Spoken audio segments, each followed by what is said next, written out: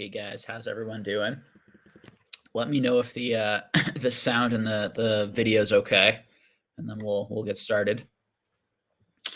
Hey Chevels, hey Sean, Quad Shuto, Lord Narwhal, Christian. Just let me know the sound and everything's okay, and we'll jump into the topic for today. So as I wait for that confirmation and more people come in, um, uh, there's a lot of ways to take this conversation today. I'm gonna try and cover a lot of things, and it may move a little bit all over the place. Um, and then I'm happy to open it up for like Q&A and conversation, even if people want to jump on and join the conversation. Um, so I guess the first thing I'll start with is that uh, when I talk about Pokemon investing, we are going to talk about it. Like, can you really make money as an investor tonight? Do I really believe in Pokemon card investing or TCG investing or card investing? These types of things. Um, we'll really get into it with some very honest answers tonight. But the first thing I would say is that I think you can be very successful investing in pop culture collectibles, but buying things very undervalued and understanding and understanding sort of the nature of non-producing assets versus producing assets, the downside, things we've talked in depth on the channel, the downside of sort of the illiquidity, the higher taxes, all of these things. All those things being said, like as long as you understand all of those things, and we can go into detail on all those things tonight, but as long as you understand all of those things, the answer is absolutely yes. And there have been a small group amount of people, probably over the last 100 years, who've made humongous fortunes on pop culture collectibles, and then way more people who have lost a little bit to a medium amount to a lot of money on investing in pop culture collectibles, based on a combination of factors. One, the main one being that they're not viewing it as an investment vehicle, which is the majority of people, and they're just trying to engage in it for fun and entertainment, and they will overall net lose money in the pop culture hobbies because it's fun for them and they're not trying to make money, and that's perfectly fine for them. That's a large number. But there's also a lot of other people who dabble in these spaces, who aren't trying to make money, who are trying to invest and speculate, who are both trying to have fun and get the entertainment and enjoyment, but are also trying to invest and speculate. And the vast majority of those people lose money also, and tend to lose money over time. And that money tends to go to the small percentage that understands how markets in general work, and understands specifically how pop culture collectible markets work. And there's a lot of similarities in the way a pop culture market works to something like a productive asset, like a stock, like buying a stock from a company, real estate. There's a lot of similarities, but there's also some differences, and it's complicated. We'll get into everything. I guess the first thing I want to start with is that, and one other distinction I'll make before jumping into and trying to unpack a lot of this stuff is that flipping is not investing for the purposes of this conversation. Investing or flipping is simply, from my perspective, the concept of basically arbitraging. You're buying something under market and you're trying to sell it, at or above market or slightly below market, but still higher than you paid for it. And you're just doing that over and over again. That's not investing. That has nothing to do with value investing.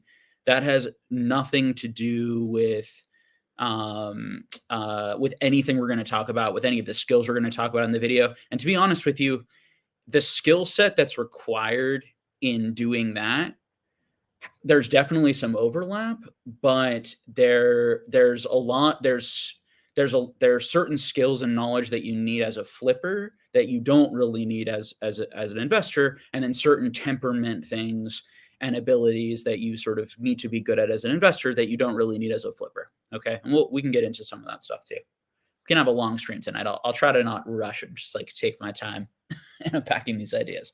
Okay, all right.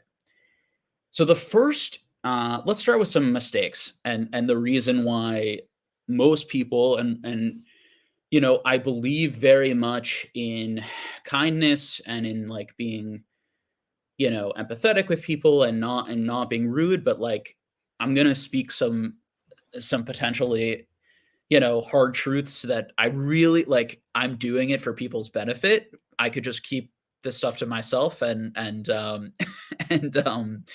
like I will for my whole life continue to invest based on Warren Buffett's just value investing approaches, and they just fundamentally work, and they do not take at all a genius to implement. So the first mistake that most people make, the first mistake that most people make is that, and I'm going to frame it like this.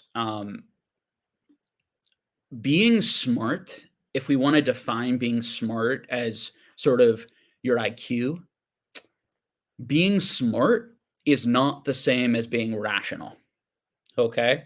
So having a high IQ and being able to uh, uh, you know at times employ rationality to move symbols around your brain, yeah, basically, high IQ, and there's different measures within it, but one big indication of high IQ is your ability to kind of manipulate symbols in your head, whether those symbols are numbers or words or concepts or ideas. And then there's things like crystallized intelligence versus fluid intelligence. You have your fluid intelligence, which is more of your manipulative ability, generally, used in your ability to sort of understand, unpack concepts, unpack equations.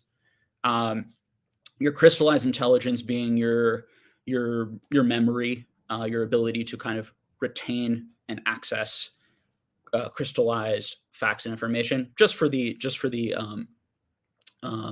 just for the to make it clear, to try and start with that distinction. Okay, so it does not take a lot of intelligence to be a really good investor, and there's a number of intelligent people who become very irrational when they invest, and they don't have a good rational framework for why they invest in things, and their rationality is actually used as a means to protect their ego, as a means to is kind of like controlled by greed, or controlled by fear, and they're smart, but they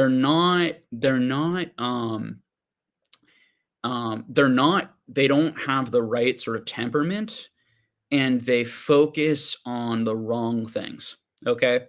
So the good news is that, like, basically, although the vast majority of human beings just seem perpetually to fall victim to that sort of thing, you don't need to be, it's not the geniuses who get off that sort of, spinning, revolving, losing money, chasing the wrong stuff.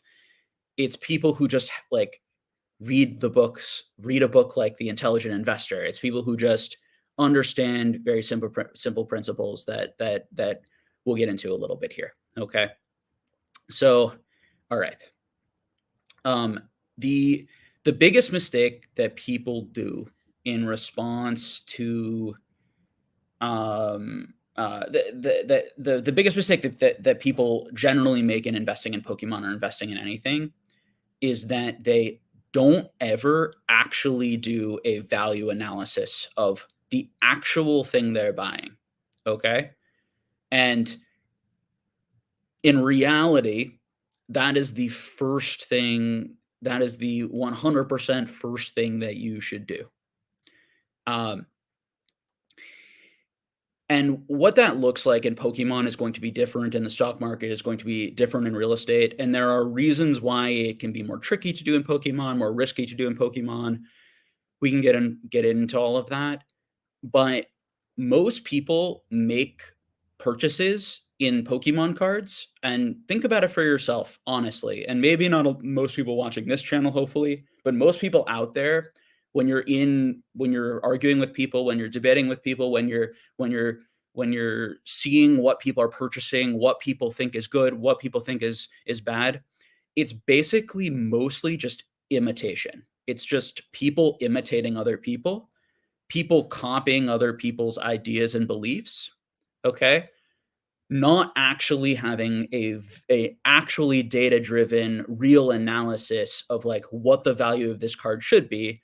They're just imitating and copying influencers, imitating and copying each other, and it's sort of these just mania bubble thing, but and we saw a massive one in all pop culture collectibles, basically, and collectibles probably, but we saw a really massive one in Pokemon, which is why, for a year and a half on this channel, I kept saying we're in a massive bubble, we're in a massive bubble, we're in a massive bubble. We've seen a lot of that pop, but there are still bubbles around items right now.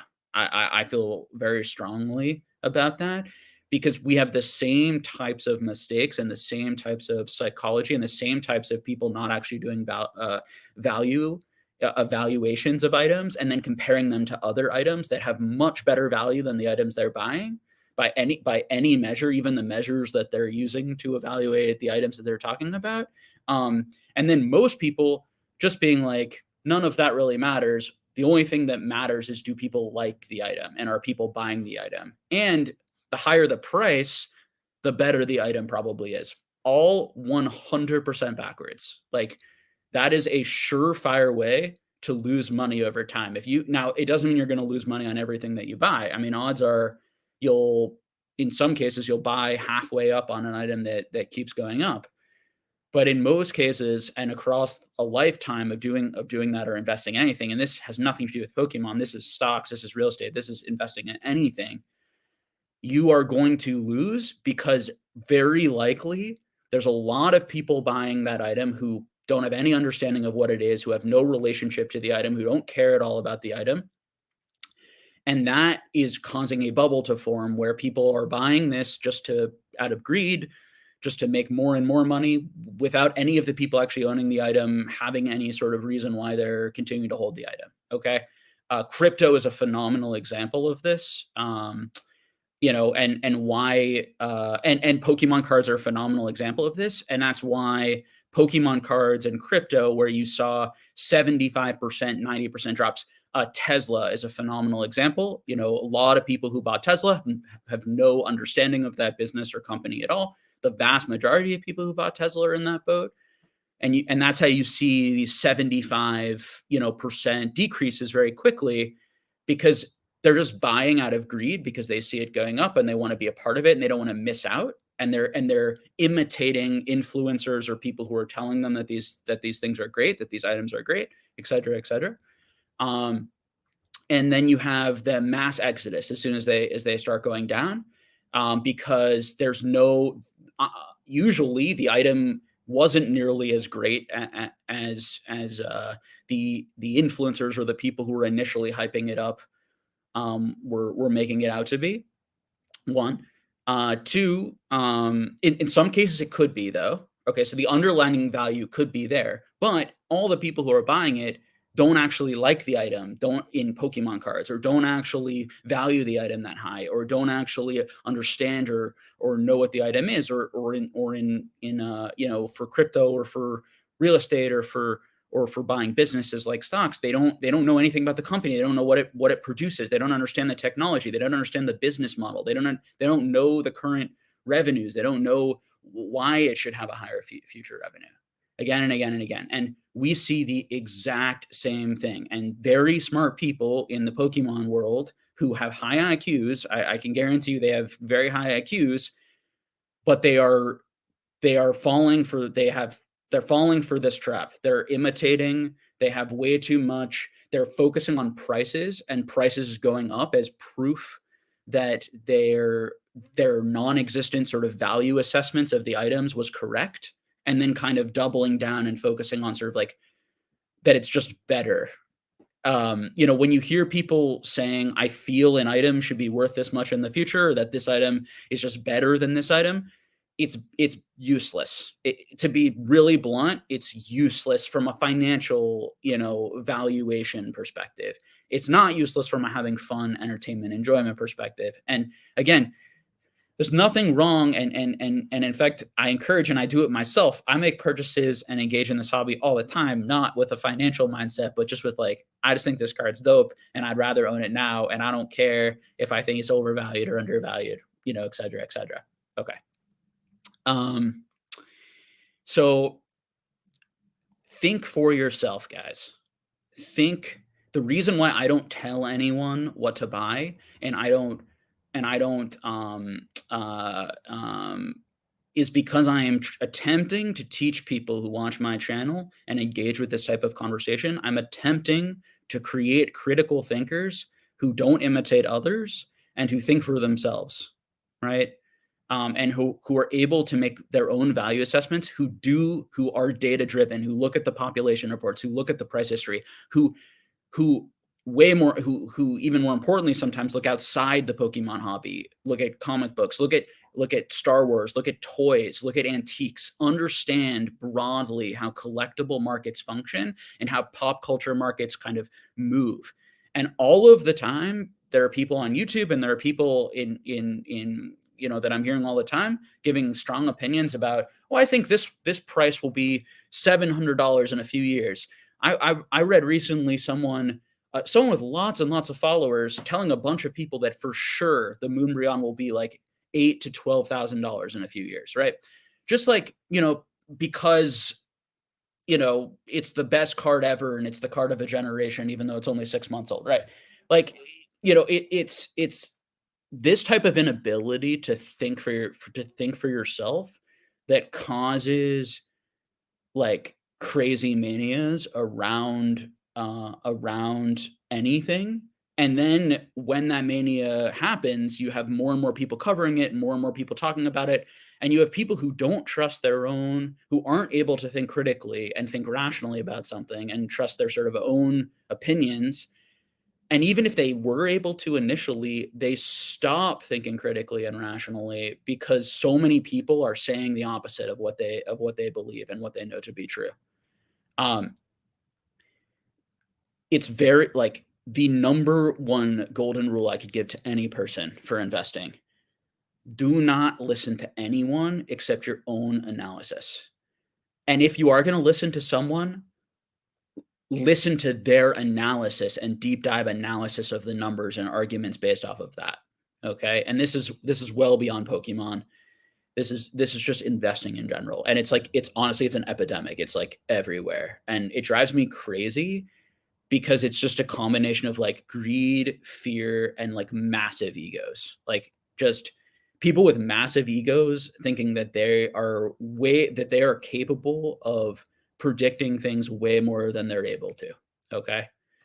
Um, Now the reverse of doing that, the reverse of doing that is trying to develop an area of competency and trying to learn everything that you can about an item that you're trying to buy, and then comparing it to every other item as much as you possibly can within that hobby, and comparing that item to other similar items from other hobbies, from other collectibles, from other pop culture, things.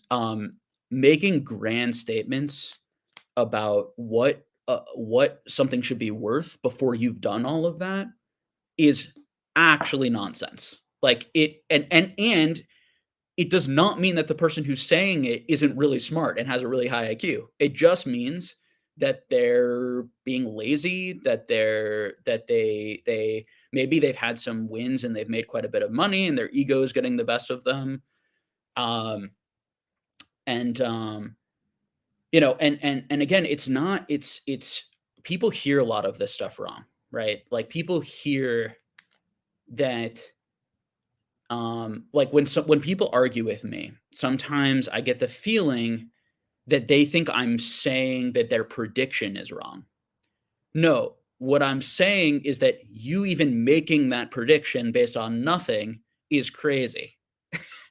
It's your prediction could absolutely happen, I guess, and some predictions are crazier than others, and some predictions, I can sit here and I can find more evidence for than others.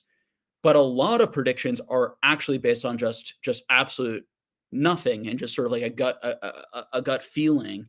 And people who are fairly charismatic and like have like and tell you what you want to hear online, and seem calm and confident and have sort of the right appearance or look, um, say something really stupid, that's stupid maybe is not quite the right word, very kind of like lazy and surfacey, and then it just gets like parroted around. And just because that person is like a important person in the hobby or at the top of the hobby or has made a lot of money or has a big collection or whatever, it's not challenged. Um, and it's just insane. And I feel really bad. Listen, it doesn't impact me at all. Like to be honest with you, I profit off of all of this. Like, if we're really being blunt, like, I don't talk about anything that I buy because I'm competing in these markets. And the more irrationality and the more sort of people spending their money and on things that, and imitating each other and sort of not buying things that they actually value, that they actually want, the more that the cheaper the items that are the better items that have the better value, whether it's this hobby or other hobbies, um, remains. And then I just get to buy them at a lower amount because the fundamental thing about being a value investor is that we do not care about prices in the short term, even medium term.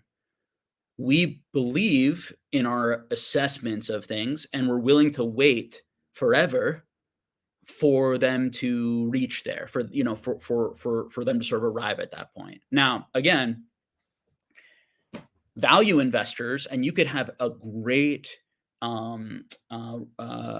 evaluation of a card that's extremely accurate.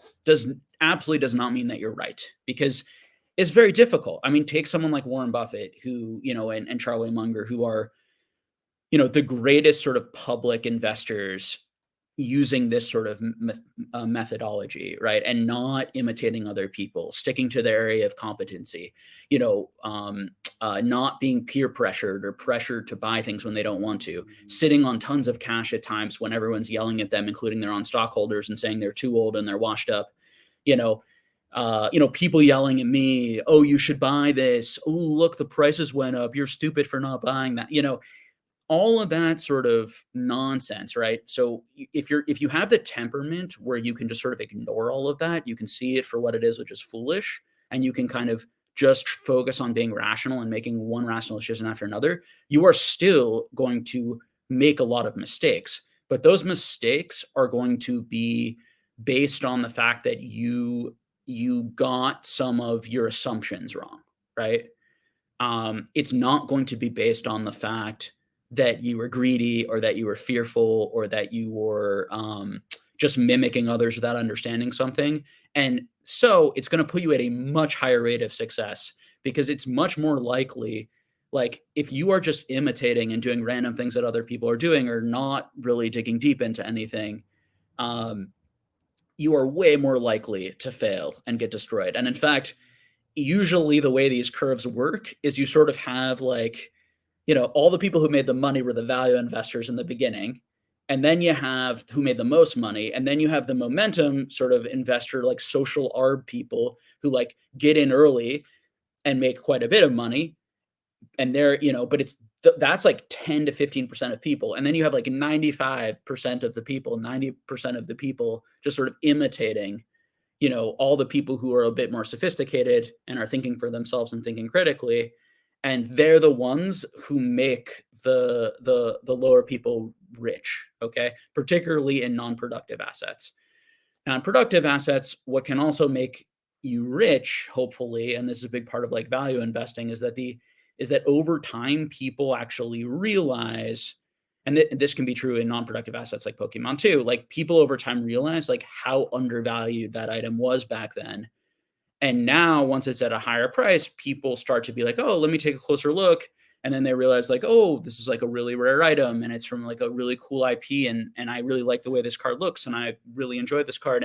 And all of those value principles, they're actually able to take a look, and then it gets enough attention out, enough YouTube channels and media coverage are getting the word out about it, and then it kind of finds a higher stabilizing point. So, for example, like I would say that the Pokemon hobby in general, 3 years ago, was undervalued as a collectible, as a potential collectible item. And then within 2.5 to 3 years, it basically became very overvalued. So the value investors sort of saw it early and were here and invested early. And then most of the people who came late were either sort of imitating people who they thought were sort of experts online or knew what they were talking about, but who weren't actually giving any real data. Because if you actually had any data in your videos, or you were taught, or you understood sort of like hype cycles, you would have known that like it was incredibly risky, and that every week that it doubled again, it just became more and more risky, right? To buy into that sort of market. And how do you make some sort of like value assessment as the numbers double, tripling, quadrupling? Like how many more people are going to come in? Anyone's guess was sort of how big it would get before it would implode, but none of that is value investing, right? Value investing fundamentally is like, I like feel very confident that this item I'm buying right now is undervalued, and all it's going to take is for one of 4, 5, 6 things to happen that seem very likely to happen in order for it to become valuable. Now, it's harder in the Pokemon, and it's harder in non-productive assets. It can be easier in productive assets because productive assets actually produce something that has a like definite value to people, i.e., food, shelter, or some sort of item that people use every day.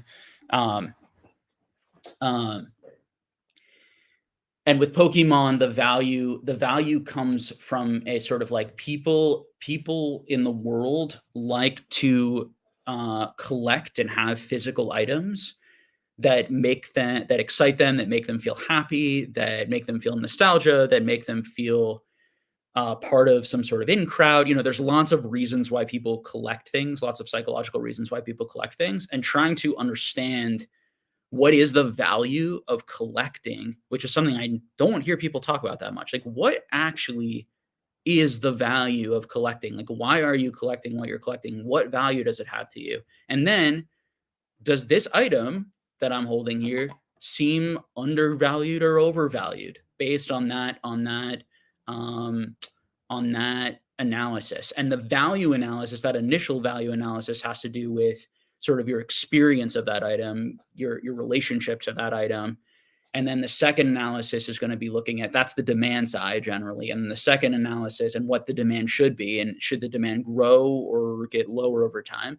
And then the other side is the supply side, is analyzing and figuring out the supply side, which again, uh, is a challenge, and there's a risk, and there's a broad range of things, of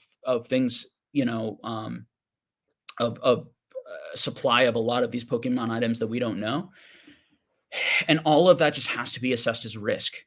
And I really like, it is so few and far in between that I feel like I have a conversation with anyone, including now, who seems to um who seems to like be thinking about this stuff in this way. And it's with the necessary sort of risk reward assessment. And the reality is, like, I have bought no cards in Pokemon as an investor for the last few years because obviously it didn't make sense to invest in Pokemon during those years. Like, like fully invest, right? Like as investing being your number one priority. If I'm being really blunt, if that wasn't obvious, to me, it's sort of like, as a serious investment, not as a speculative fun gamble, right? But if that isn't obvious, then like I don't understand. Like you're either not thinking deeply enough, you don't understand what happened in the 90s and the 70s and different pop culture collectibles. You don't understand how pop culture collectibles completely disappear, how markets can completely die out.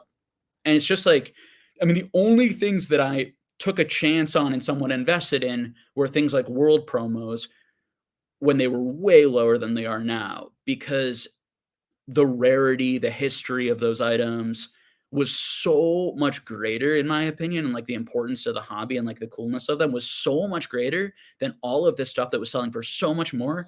And I knew that like basically nobody in the hobby knew about them. And we hadn't had a worlds. And with the theory that as soon as we have a worlds, we're gonna have like all of those London content creators like buy them, be there, show them, lean in heart there, talking about them, right? And there's going to be finally some attention on this thing. I mean, when you're seeing like like random Pikachu Japanese promos that don't really have any significance selling for $2,000 that are 50 times less rare in some cases than these world's promos with Pikachu on them that actually are tied to the number one event in Pokemon, in the Pokemon TCG yearly, tie into the event every year, and again are 50 times as rare, like that just makes no sense, right? So either the Pikachu promo is like way overvalued, 50 times overvalued, or these world's promos maybe are worth investing in or have some room to grow, right? That's the type of thing I'm looking for if I'm investing in something. Now, wanting something to just like reasonably hold value, I think that there's a lot of reason why a lot of items in the Pokemon market right now, particularly items that have been out for a really long time, that there's not going to be so much more supply hit those items, that we may be, over the next hopefully year or two, getting to some sort of a reasonable bottom and steadying point. But that doesn't mean that I look at those items and think they should be worth 3 times the amount that they're worth, or even 50% more. And so they just don't make sense as investments, because to buy something that's a liquid, to buy something you're going to have to pay higher taxes on, like it's just an error in thinking. I think most people here who are buying cards, and I'm buying some cards in this market when I can get them at decent price in auction, I am buying them to add to my collection because it's fun, because I'm enjoying myself, because I'm a collector, not because I think these are great investment pieces. And I think now is a reasonable time to buy them, not because they're going to make me a lot of money, but because they're not going to lose me a lot of money, hopefully. And I get a lot of pleasure from having and holding them. Okay. Now, it's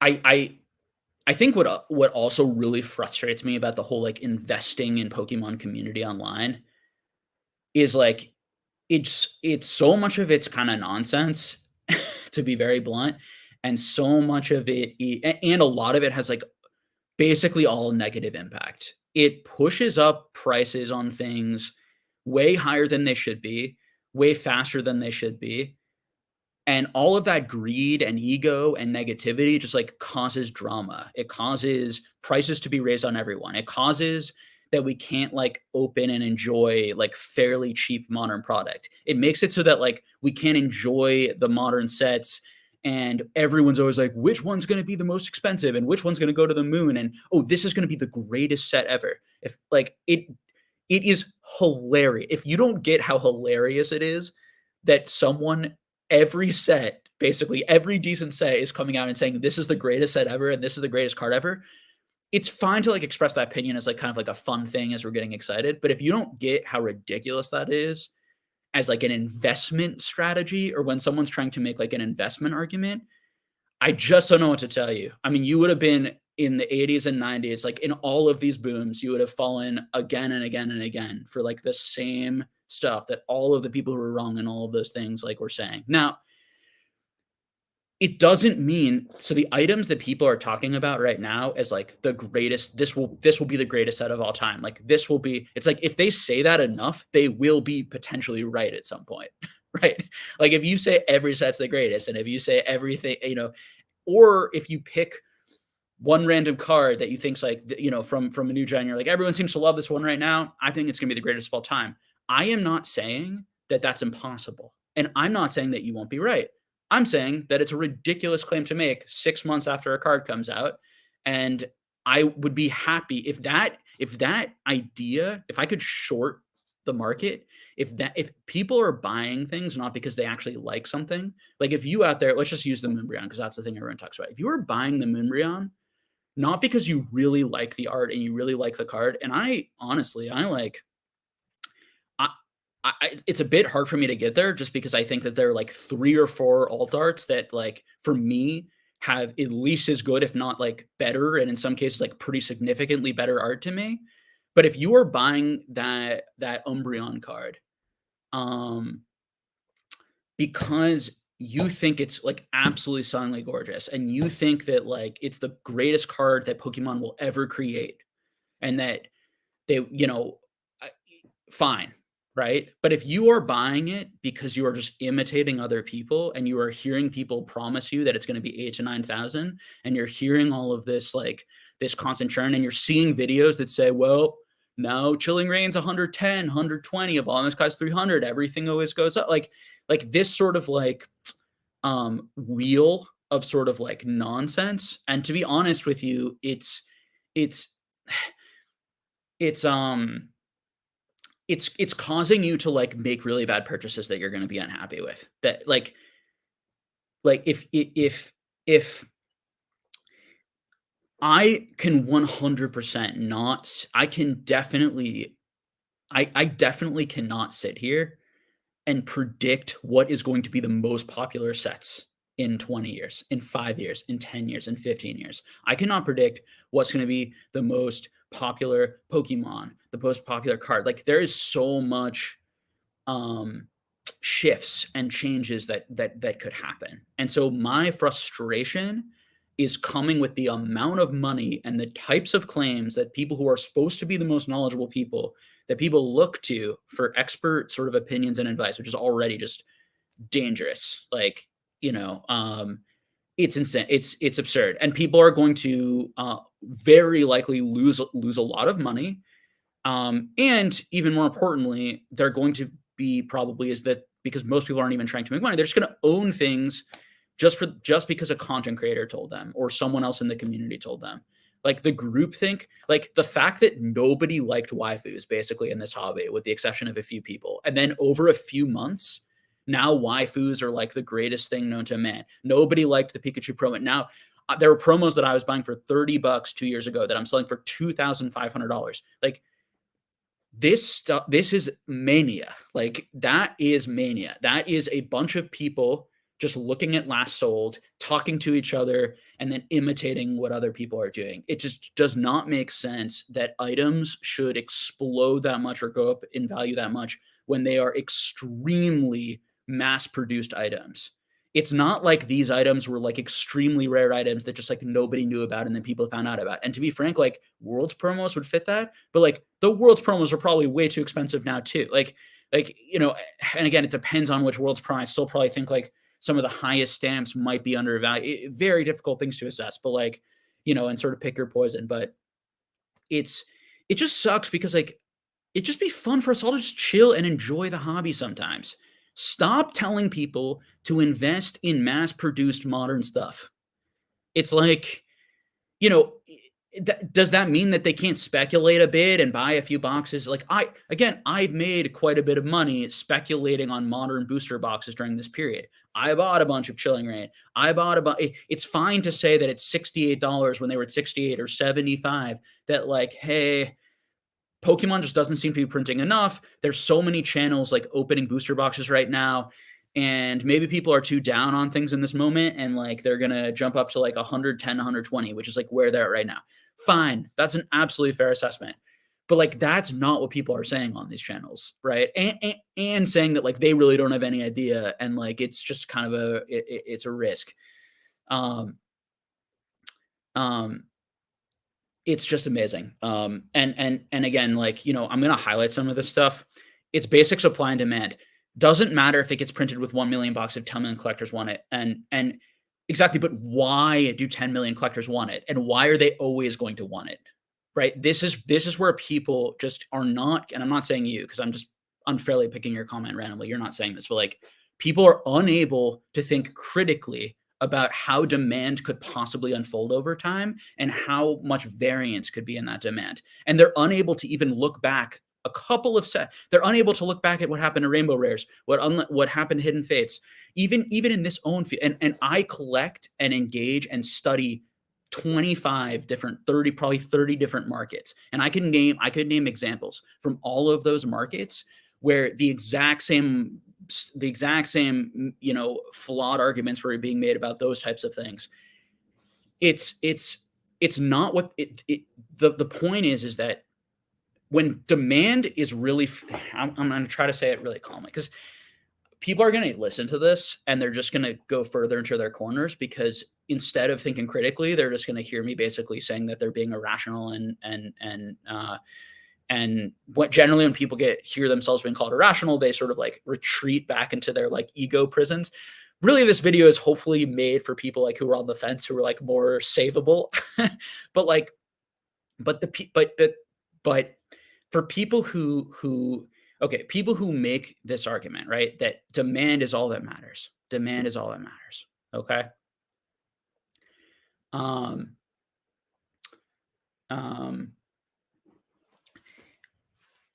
100%, it is a supply and demand equation.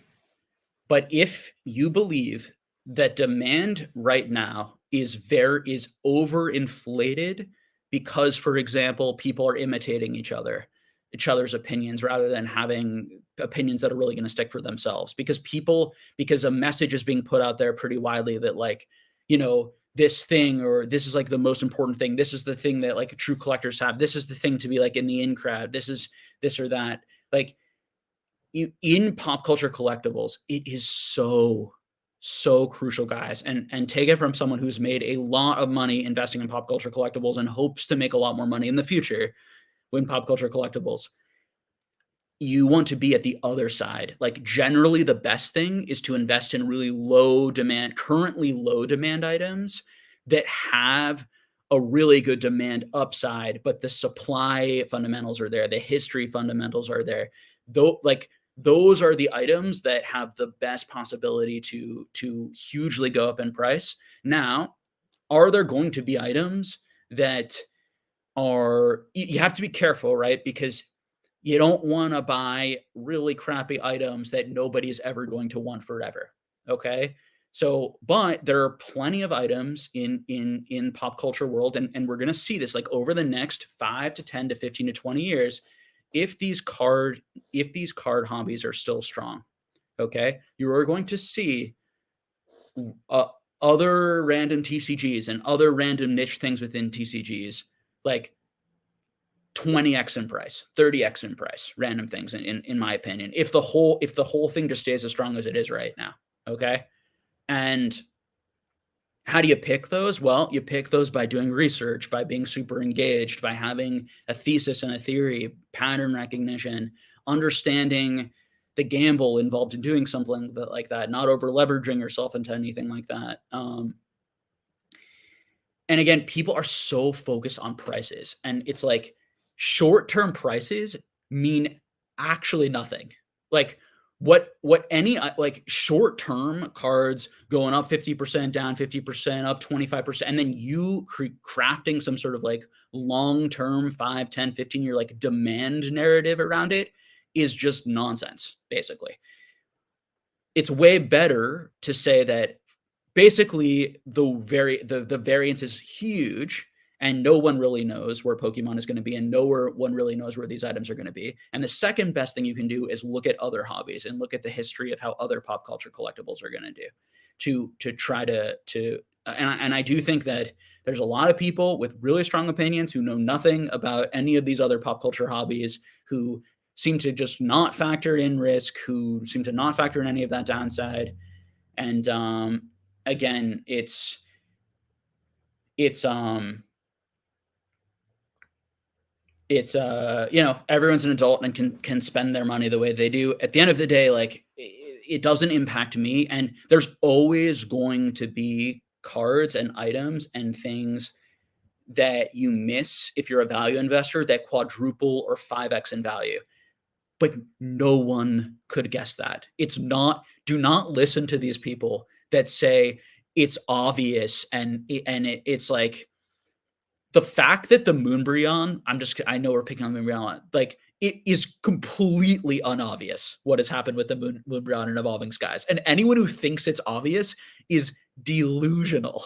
Like, and I would be very has a huge ego, to be honest with you, and anyone who just like I can come out and say, listen, I bought a bunch of Evolving Skies booster boxes at $90, $95, hoping they would jump back to 160, but I had no idea they would go to 280. Like, I've made thousands of dollars on Evolving Skies, but it would be delusional and extremely egoic, in my opinion, to say, oh, I thought they would go to 300, and I thought, and I thought that would be, that would, it's just, I listen to people and they just have dramatically like um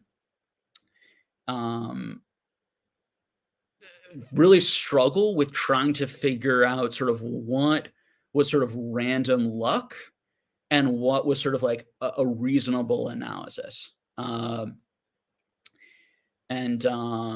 Yeah. So that's what I'll say on all of that. Again, it does not mean like I on my last video, I gave a what I think is a reasonable path to the Moonbryon hitting $1,600, hitting, $2,000 next year, right? A demand path. It's not about that. It's listen to people's arguments and logic and ego about how they can predict things and about their sureness that things are going to move or be a certain price or that things are obvious. And when people start saying things are obvious or common sense, huge red flag, because these markets are anything but obvious and common sense. Okay? I am buying cards there are 50 of or 100 of in the world from the third biggest IP in the world, for $3 each, that I'm grading, and having the only 10s in the world, and they'll be at 20 each, of like key characters that every person in this chat, you would know exactly what this IP is, you would know exactly what these characters are. Now, do I think those are undervalued? Absolutely. Do I think for sure they're going to go to $200 or $300 or $400? Absolutely not, because who the hell knows? But when you are buying, if first of all, you have to understand how things become valuable, one, and two, you have to understand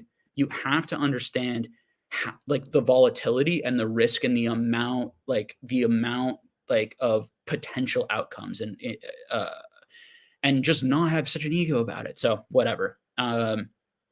It's And that is totally different, by the way, because I don't want people to like, there are people arguing right now that like the Moonbryon is going to continue to go up in value and may have like very reasonable arguments that are like very worth hearing on sort of the bullish case, where they're going into like value assessments and why they think the demand will hold up, and they're coming up with like historical like patterns that they've seen in other hobbies. Like you can make a decent case for anything. Okay.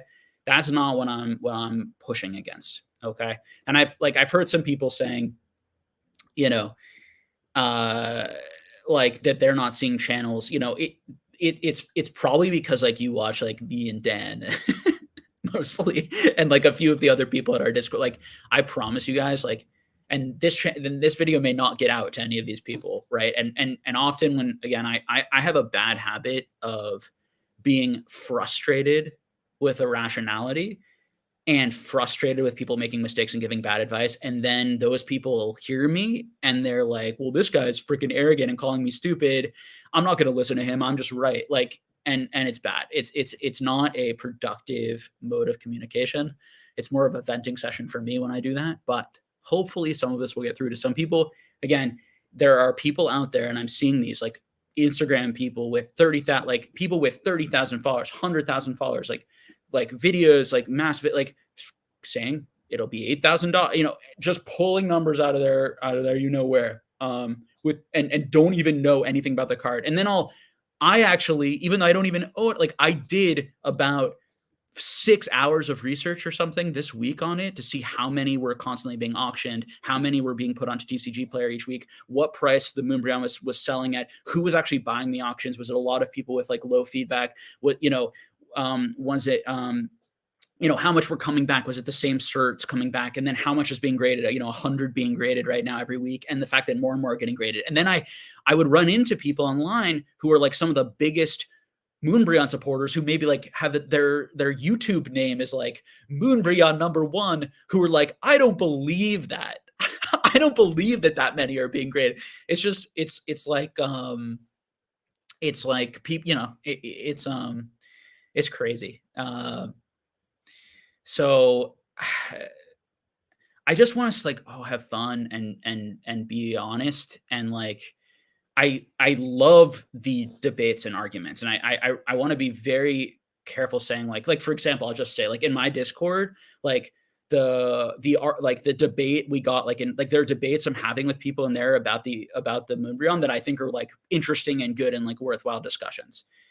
Sometimes I talk very broadly, and I'm sure people out there can like apply what I'm saying to them in a way I don't mean. And it's just like part of being a content creator is like very hard, because like everyone out here is an individual and listening to this, and it's going to like apply to different things. But yeah. Okay.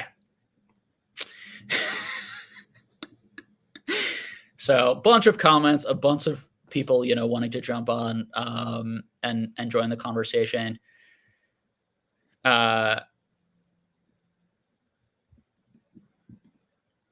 Yeah, I think it's more so that like I really care about the hobby, and I care about people here, and I guess I feel like I have a responsibility to be like the voice of reason most of the time.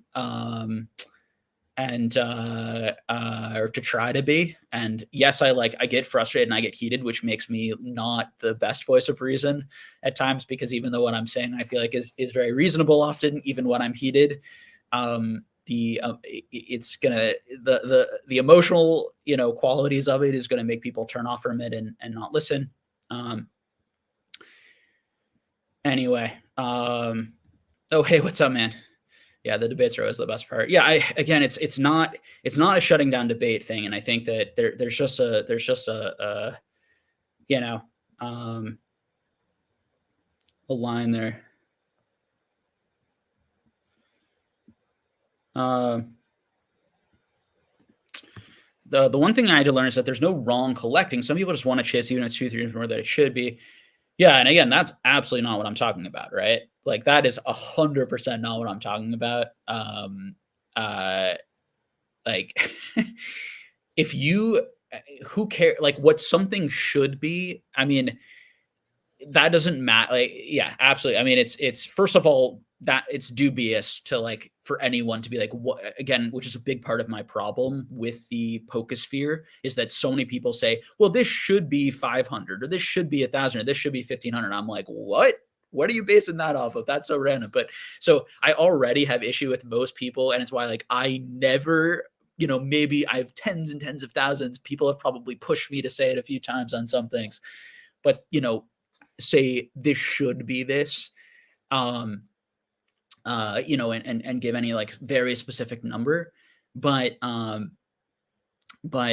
yeah, it's unfortunate when if this sort of frustration gets crossed over or put on people, because there are people right now who just really love waifus, and they just maybe didn't know about them until they got expensive, until a lot of people talked about them, and now they're having a great time and they're perfectly willing to pay a lot more for the waifus. The waifus are worth that much to them and they want to hold on to them. There are people who are buying the alt arts and buying, but then there are a lot of people who are buying alt arts and waifus who don't like alt arts and waifus probably.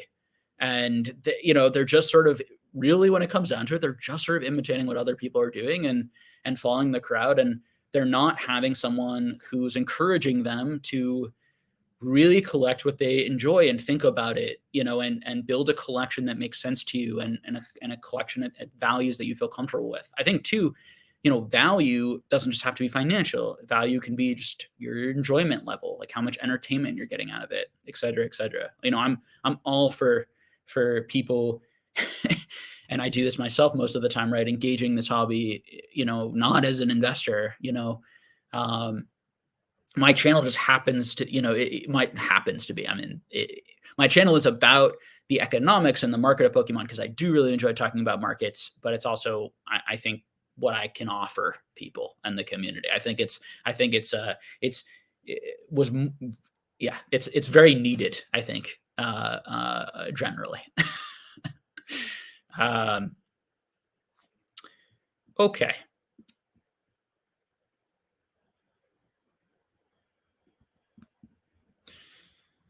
Whatever. Okay, let's see what else we got. Hey, what's up, Neo? Content creators, egomaniacs, never. Yeah, it's crazy too, Neo, like how people like people can start certainly not being an egomaniac, of course. And then when they start getting a following and people start listening to them, they assume that they're like now, like there are people who would have like much bigger channels than me who would assume that because they have a much bigger channel that they are better, at investing or this or that. Just like, the same mistake could be made if there are people in my Discord, for example, who I know are much better investors and flippers and speculators in plenty of areas in the Pokemon card market. And it would be like me thinking because I have a lot more subscribers than them, somehow that magically, without me doing the deep, intense data analysis that they're doing and engagement in those areas of the hobby, somehow I am just better than them. But it feels when I watch some of these people and engage with some of these people, and it's a view thing, right? It's like, well, I got 500,000 views, so what I said like must be smart. When in reality, it's like, no, you're faking reactions, and it's always either way too negative or way too positive, right? Like that's what tends to get a lot of the views. You're either telling people like what they want to hear on the extreme positive side, or you're like causing drama and like they get to hate watch you and disagree with you strongly on the other side, and it's just the nature. And it's why, channels like yours and my channel, um, will steadily grow and kind of move in this sort of middle area. And I've watched quite a bit of your channel, Nia. I'm definitely a fan of you. Who maybe try to take a little bit more of a a modest kind of middle ground approach.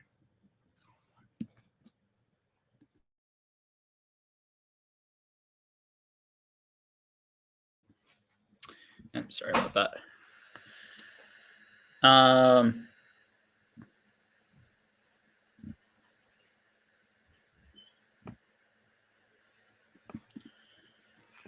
Yeah, and what I'll say about this real time floation is like I and my value assessments are also going to be really bad because I'm also at the whim of what everyone is talking about and saying all the time.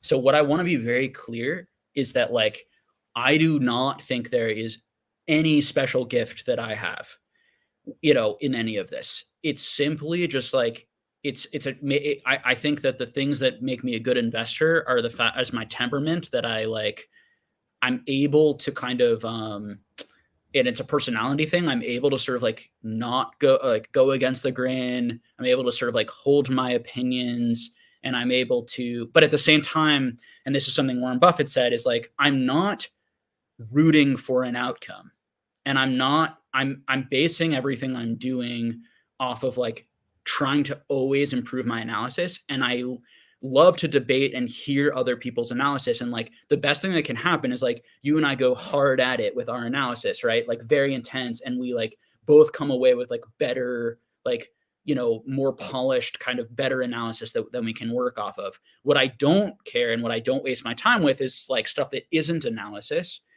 And I don't waste my time with like very simple, surface type analysis, like this has gone up over the last 5 years, so it's always going to go up. Useless, actually useless. Now, this has gone up over the last 5 years. Why has it gone up? And will those reasons continue into the future? And can we have an intelligent discussion about that? Useful, very useful, right? Two very different things. And again, it's not, and Warren Buffett talks about this a lot. It does not take a genius to do any of this stuff.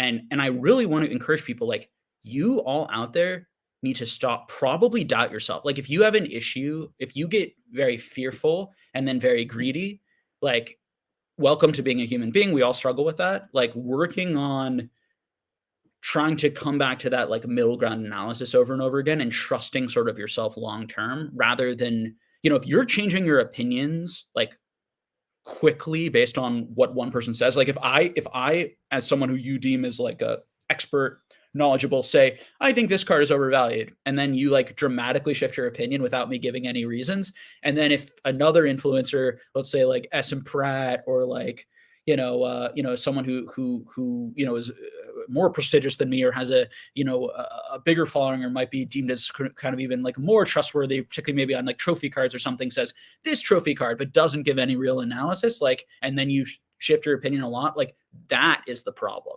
That's the problem right there. Um, that is the number one thing that this channel has tried to try to encourage people to sort of correct. Um,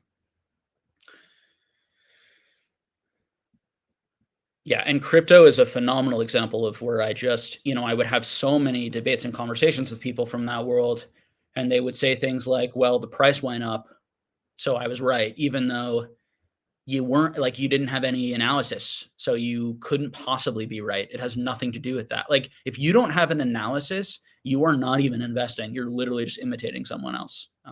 If you don't understand the analysis and you don't understand the value, never, in my opinion, under any circumstances, buy something. Now, now that I just said that, I have to walk it back a little bit, because I guess the reality for a lot of people, and this is what's a struggle with that, is that there's a lot of people who don't have any interest in investing, and there's a lot of people who like hire a financial advisor, or hire people to basically do the investing for them, which I do think is quite risky and quite dangerous. Because you're basically, hopefully that person really knows what they're talking about. I think it's really good if you have a financial advisor, for you to understand finances and you to be able to ask them like good questions, to really engage in those discussions. But like, in reality, maybe it's still a net good that a licensed financial advisor, who hopefully that means that they know what they're doing, and you have no interest in investing, hopefully it would still be better to invest with that person than not invest at all. But it's just like, it's way worse than you also understanding. And obviously for things like the Pokemon field, like, this is not like, these are not securities. There's no actual financial person who you could pay to invest your money for you in Pokemon. Between the Ropes says, Jake, why do you think Moonbrown got all the hype and not a different card? Um, it's an interesting question. Okay. I mean, my sort of watching it, obviously I'm only consuming a small amount of what's out there. And so this goes to like being humble. It's like your analysis of like my analysis of the YouTube space, or any person's analysis of like how a card grew on YouTube, or how this was like passed around, like, is going to be limited based on the content they watch, based on like the people that they're engaged with, et cetera, et cetera. But, with this, what I saw, my personal opinion would be something like, okay, so this came out, it was a big hit right away. It was clearly the card that people gravitated the most to immediately out of that set. And Chilling Reign and Battle Styles, which came before it, just didn't have any cards that hit people the same way. But yet alt arts were like really kind of getting going, and like people were enjoying the alt arts. Like, you had like your Typhlosion and your like Tyranitar, and there were some cards that got some, but now you have a card that's like quite a bit harder to pull, is a VMAX, and is like a really good looking card, and came at like the perfect time to basically then be the card that like really started taking off. Plus, plus the, and I would say that like it's interesting that it was more expensive than the Rayquaza. And you would think that the reason that it was more expensive than the Rayquaza is because people will just like the art better. I mean, I can't think of any other reason, reasons why you would, that would probably be the main reason, at least, why that card did well. Okay, so then, um, I think if that card had come out later or come out after a lot more kind of different alt arts and cooler different alt arts, it may not have done as well. And where there were more options, I think that that really helped it sort of cement a really high price point early on, which has helped it stick a little bit higher. I think there's also just tons and tons of people who bought it and put a lot of money in it, who are out there telling people that it's going to go to the moon and that it's amazing and it's the best card. I mean, the amount of people out there who just like are basically just talking out of their own self-interest on this item, like over and over and over again, like to tons of people in every chat, it circulates the message. And then like the influencers all talk about it because it is the most popular. And then when they talk about it, and you have people like Deep Pocket Monster have like a 4 million video, 4 million view videos, you have people who have 20 million view months, and Moonbryon is a card that they've talked about in a lot of their videos and showcased a lot, and it's the card that like people are chasing in the video and people are talking about how much they love it, and it's the one featured. It just further cements it into the mind of a lot of other people who, if the same video had been made about the Typhlosion or the Tyranitar or the Celebi or the Charizard or the Rayquaza, or it could have offset some of that. But what I would say is, like, it's kind of inevitable right now. So anything that is slightly more popular than everything else is likely to become extremely more popular because it gets all of the attention, and then so many people are just copying what other people want and think right now, in my opinion. I think you wouldn't see that type of I don't think you'd see such a discrepancy between prices on a lot of these things if people were just buying based on sort of art and popularity of Pokemon. That's my assessment of the situation. Do I feel really confident about it? No.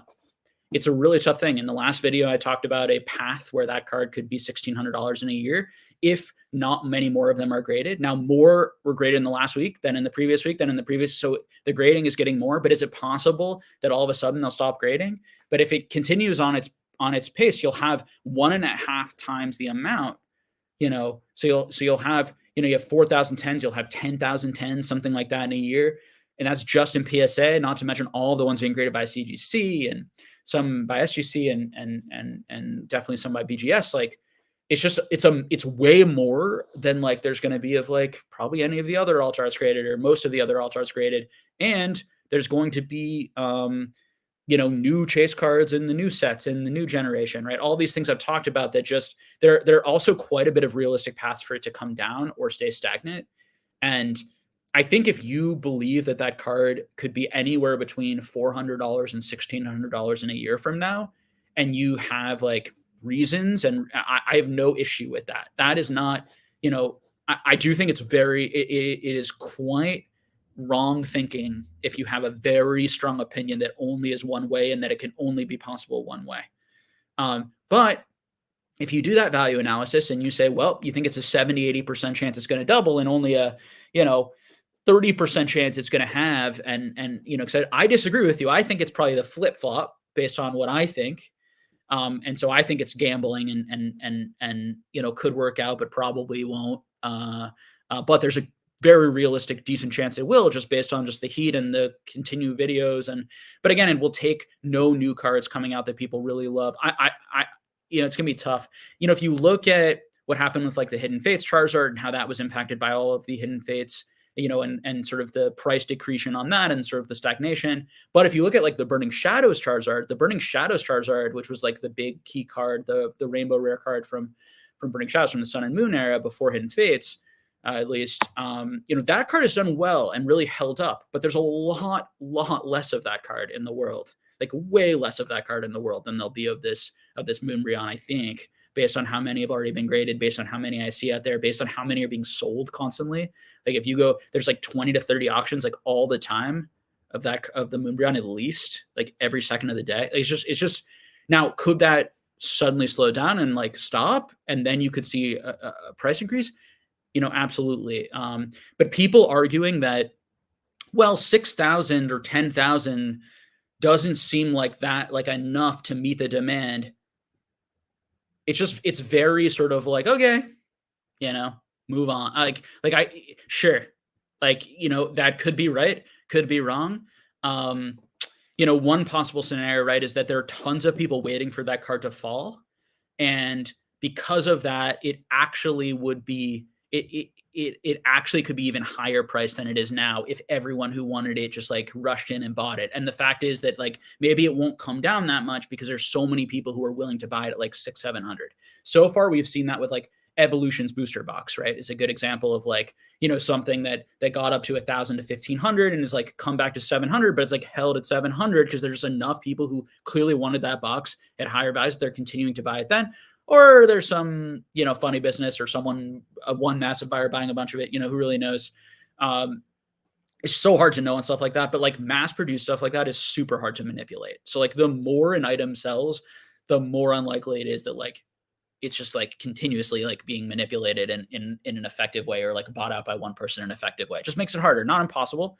Because at the end of the day, someone with like $100,000 or $1 million these are tiny markets, like can do a massive amount of buying out and movement in markets. So you always have to be aware and careful of that. But yeah. So that would be an example if that happens, where it may not come down that much. If it hits 600, you may have so many of them get bought out that there might be 25,000 tens could be bought out at 600, or 25,000, maybe 100,000 tens could be bought out at 500 or 400. And then the card will not come down past that. I have no freaking idea, and either do you. It seems to me the smart money would be more on the slightly negative to negative side, and that there's a decent chance that this is the most popular it's going to be in a while, because we're going to head into a new gen where they're going to have new cool arts. The fact that it's an Umbreon, not a Charizard, makes me a little nervous. We haven't seen a card, at least in the last few gens, like be the number one card that like wasn't a Charizard. You have to go back, I think, to like Rayquaza from like Gold Stars. Like there's just stuff in this that is not the normal pattern. But anything can happen, but that's not investing.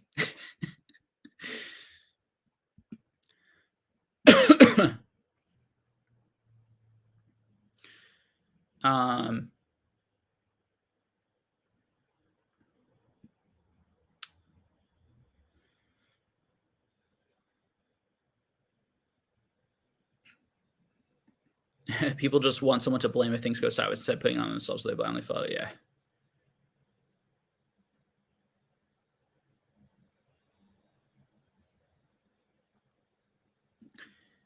I appreciate that. Yeah. I mean, I really I love talking about this stuff. I'm very passionate about it. And I want to build a community of people who are really thoughtful and caring and look out for each other. And I think the bad takes and the egos and the greed and the overly positive and overly negative stuff, it has a toxic impact over time on people. And I've seen it. Like I've seen some people who used to be like more positive and upbeat. Like I've seen them just be like super negative and critical of me on my channel, of like other channel, like that type of stuff like takes a toll on people.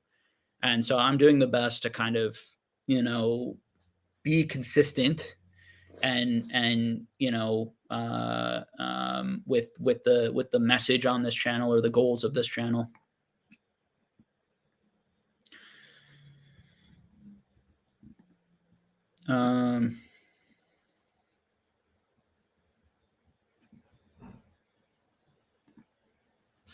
Josh says, "Hey Jake, given the I guess we can do some questions too. I know that people are asking questions too now. They're sort of different. Sure. So, hey Jake, given the detailed-oriented culture of the Japanese, do you think that there may be a disparity between Japanese PSA and USA PSA graded cards?" So, I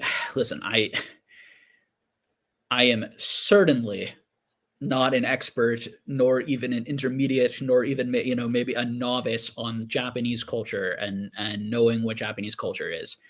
I hear what other influencers say and what other people talk and have told me about Japanese culture, people who I do trust to a certain extent. But like with the message of this video, I'm wary of trusting people unless they can talk in great detail. So someone like Charlie Herlocker has talked in some pretty decent detail on my channel and other places about his views on sort of like Japanese culture, which makes me more confident in that he knows what he's talking about. Again, it's not, I would prefer me firsthand experiencing that than I would prefer hearing it from anyone, else. But so prefacing it with that, a big caveat of like, I don't think I'm, the best person to talk on something like this. But do you think that there would be a disparity between Japanese PSA and US PSA graded cards? So like, that they would grade them harder.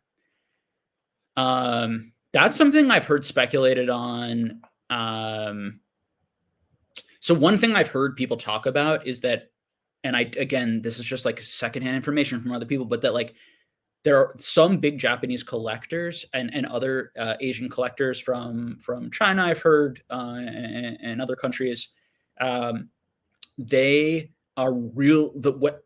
The graded cards they're after, they're very meticulous about the card inside and not just the grade. Like way more than Americans. Like Americans have gotten a lot more meticulous, or Westerners, I shouldn't say Americans, like Westerners in general, so broad market outside of the US, but that I think operates this way.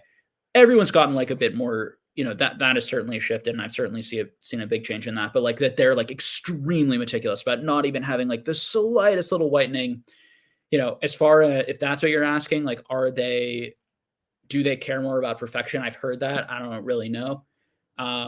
As far as like, will the grading actually be stricter there? I have no idea.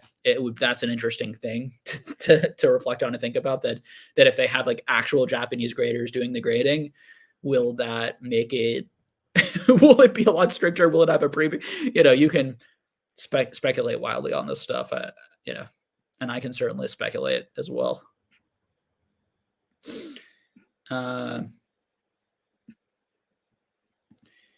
Yeah, I mean, this is just like undoubtable.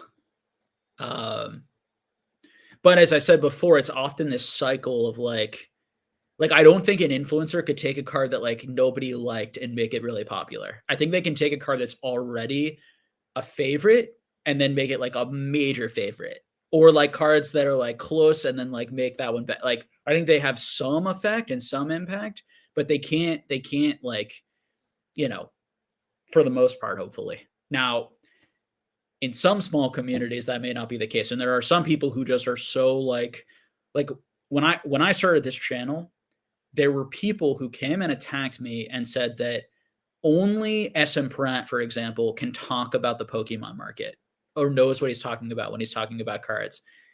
Those people are brainwashed. Like, and that's not necessarily like on Scott, and I shouldn't even say necessarily, that is not on Scott, like unless he's sitting there like trying to like do that intentionally.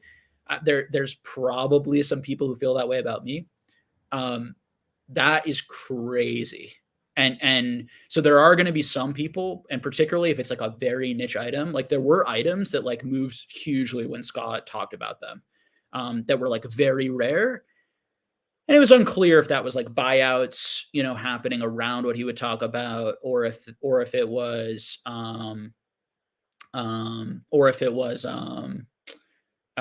people who just sort of like hang at every one of his words and then just like go out and like what he says. Like it's unclear.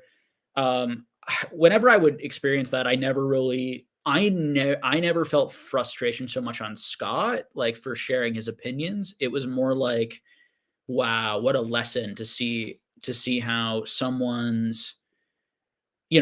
being viewed as sort of an expert or like really right about something will make even experienced people not think critically. Certainly a huge social media. And it's amazing. Like you really see it outside the Pokemon market. I mean, Scott's like a super bright guy who's like very accomplished, right? But like in crypto, I see people who are like, just kind of dumb. I mean, I listen to them and I'm like, these guys know nothing about investing. And then I look at their subscribers. They've got like 2 million subscribers, 1.5 million subscribers. And they're like kind of dummies. Like they're kind of moron, it's it's staggering, and that's just a reality of the world we live on, and you can be nice and not say it, and I often don't say things, and I'm definitely not a drama-focused channel where I'm, like, calling people out all the time, but, like, if you wanna be real, that's a real thing on the planet, that you have massive amounts of people listening to and following every word of someone simply because they have a large channel and they're somewhat charismatic, not because they know anything of what they're talking about or have any depth. And probably all the people watching it who like the person, they aren't looking for depth and they don't have any depth either. And it's really just sort of I mean, I had this discussion recently with my cousins. My cousins are super smart people, right? Really bright people because this isn't an intelligence thing. And but they know nothing about finance. Like, I sat with them and talked, and at the beginning of the discussion, they had some, like, strong opinions on some financial stuff, and I was like, "Guys, like, you guys don't know what you're talking about." Like, and then I said a few things, and by the end, they were like, "Yeah, we don't really know, like, it's just fun to have opinions and say things and, like, be in the debate, and, like, I have some surface level understanding, and so I can have the discussion." It's like, that's true about so many areas, right? Politics, there's so many people with an opinion who love having the opinion and love the debating, and all that's great, but let's not confuse that for like for uh a deep understanding of a concept that will lead to, in sort of the political space, like good policy, or in the economic space, like good financial decision making and good investing. Very different things. And again, like, my cousins are the same level of intellect as me. So it's simply like, but do you actually want to learn about it and figure out what works and practice it and spend a life doing stuff, or not, etc.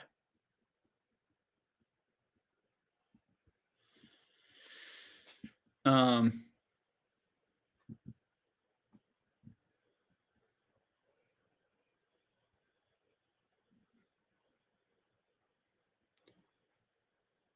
let's see. I hear people throw around the term buyout, but what constitutes a buyout? Does buyout always indicate market manipulation? So market manipulation can have, like, a really negative connotation to it, and whether or not it's ethical is, like, up for debate. Generally, the word manipulative has, like, a in order for something to be manipulative, it has to, like, hurt the other person, but theoretically, you could, I suppose, manipulate someone or something in order to help them, but there's some sort of, like, deceit in that, or some sort of uh, under the radar thing that you're doing, which some people will be like, manipulation's always bad because the ends don't justify the means, for example. So that's just, like, trying to take about that word a little bit there. But when most people talk about market, or for the purposes of this discussion, um, what I would say is that all buyouts, if we want to define manipulation as you're trying to impact the market to favor yourself, while with other people not knowing what's going on, I would say that buyouts are generally an attempt to, I guess it depends on what you're doing, right? I mean, you could be buying it out to, first of all, are you buying all of it, or are you buying part of it out? But you could be buying it because you think that it's way too cheap and it's like a really good investment and it's going to go up over time. And you may not be trying to push the price up yourself in the short term. You might be just trying to, like, own a ton of them because you think one day people are going to realize how great it is, right? Like, I that feels not manipulative to me, market manipulative. What does feel market manipulative, by, like, the way I would generally define the terms, would be if someone is buying out the card to raise the price of the card, to kind of pump the card up so that they can then immediately kind of flip it at the end of that. That would feel like market manipulation. Now, that doesn't mean that that's unethical. Um, that's sort of up for debate. Ethics are difficult to define. So I was a moral philosophy, moral psychology, like double major in college, and there's endless conversations on how to define ethics, and are there universal ethics? Is it all socially constructed? Blah blah blah blah blah. um,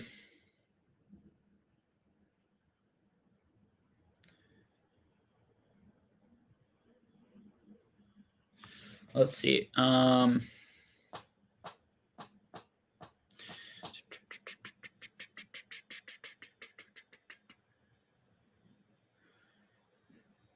And I guess just to say answer this personally, Luke, I don't find enjoyment in doing that type of market manipulation where you're trying to pump and dump. And I think that oftentimes it won't work. I think oftentimes you'll lose money. Like I'm not sure that there's a lot of risk to doing that. Whereas I think doing buyouts on a card you think is really undervalued makes a lot more sense. And that is something that I would do theoretically. I mean, I did buyouts over a long period of time on some Pokemon cards over the years that I thought were particularly undervalued or attempted to, right? I mean, I only was able to buy out generally, 10 to 20% of some eras of some markets that were because, a lot of these cards are in people's collections and never came up on the market, but I was trying to buy out all of that card that came onto the market at a certain amount.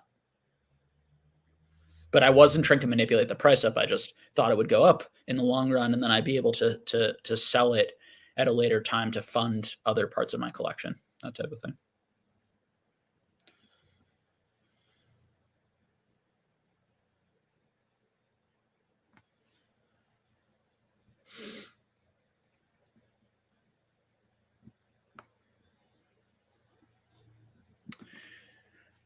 If Umbreon Altar is manipulating the Japanese version, I'm not sure exactly what that means. I don't think that do I think that there are people out there absolutely manipulating the price of this Umbreon? The people out there who are saying this is going to be 8 to 16,000 in like a few years, I've seen these by large people that's market manip. Like in my mind, that's just blatant, ridiculous market manipulation. If people are shill bidding on the Moonbryon or any card, that is manipulating the market in smaller ways. That happens on so many cards, though, not just the Moonbryon. I don't think the Moonbryon has been I don't think the Moonbryon has been intentionally manipulated to become the most important card. Like, I don't think people who are saying that alt arts are the new gold stars, or are saying that it's one of the greatest cards of all time, or putting it at the best card of all time, or I just think that it's kind of crazy and kind of hilarious. I think it's kind of silly. I think it's kind of goofy. And the fact that it doesn't sound obviously goofy to people shows how much of a band, shows how bubbly it is, because it's been around for 6 months. And there's nothing that unique or special about it. It's, look at the Neo Discovery art, or the Aquapolis art, or the, Skyridge art.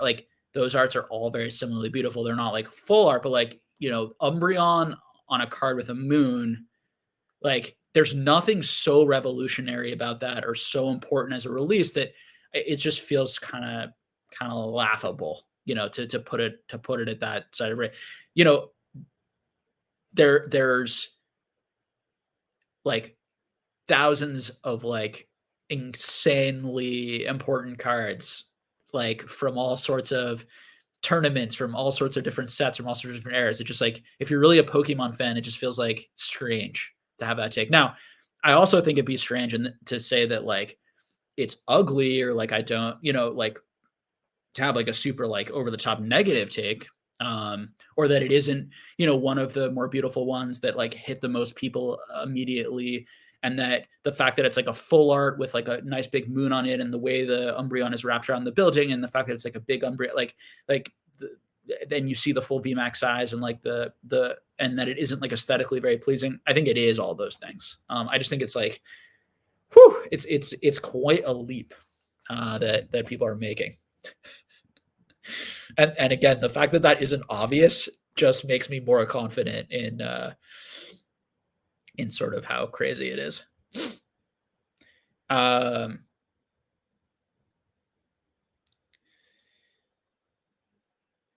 Let's see. Do you anticipate a shift in the type of collector investor in the Poke space with the increase in price in the new gen coming this year? It'd be interesting if hype levels off and how people navigate it.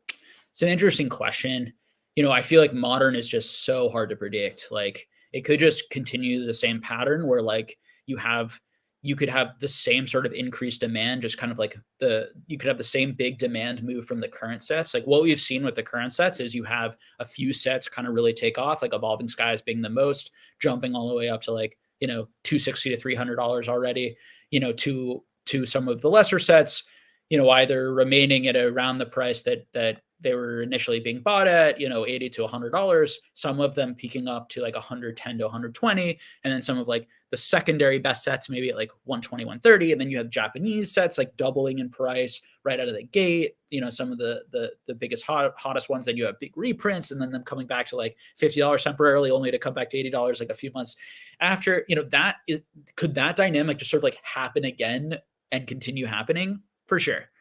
And people to just be like, it's going to keep happening, and so I'm going to keep buying the product and I'm going to keep doing it as long as it works, I think is fine ish, depending on how much money. My worry is that people are going to take profits from it working out and then keep just like reinvesting over and over and over again, and just bigger and bigger until it like inevitably doesn't work, or flops, or Pokemon starts printing more, or the demand falls a bit. It's hard. It seems unlikely. Now, the other question too is then what's going to happen with the Sword and Shield stuff? It's like, well, if this demand just continues for all the newest stuff, like where's all this money going to keep coming from that's going to keep flooding into all these sets, and is going to somehow keep flooding into the older sets to keep them at the same price they are, plus people's predictions that the prices are going to keep going up even? It's like, where's all that money going to constantly come from? I certainly have doubts, about it, but I can't predict anything for sure. My strategy has sort of always been make those decisions in the moment, and I need really high potential returns with not much downside to like buy a bunch of sealed product. Again, I decided to go in on an Evolving Skies, Chilling Reign. I got it like $68 to $72, like just those really like aggressive low prices. Like it was worth the risk to me. If it had been, if Evolving Skies had only come down to 120 from 150, I wouldn't have bought any of it, and then I wouldn't have made the money on the upside. And I'm perfectly fine like with that, right? There, like that is not in the right way to invest. Like you don't like have smart, repeatable value assessments, try to see the patterns. It's generally speaking, in my opinion, way more important to have a strategy that like will work for the long term and will sort of like exponentially increase sort of your value of your collection and the amount of money you have so you can spend on more valuable cards. And the best way to do that is to not lose on things and not lose money and not bank, not be super aggressive, not FOMO into things, and not make super risky, like over aggressive plays into anything, and particularly on leverage. Because you'll be successful. You just have to be like more patient, take your time, and be methodical. And if you can make over time, whatever it is, 5, 10, 15, 20%, that will exponentially grow over time. Like when you start making those types of returns on $100,000, on $1 million, on $10 million, on 30, 40, and obviously like people have different sort of like potential financial aims and financial goals in their lives, but like it's a strategy that can turn you into the richest man in the world, like Warren Buffett, or was at one point, or close to the richest man.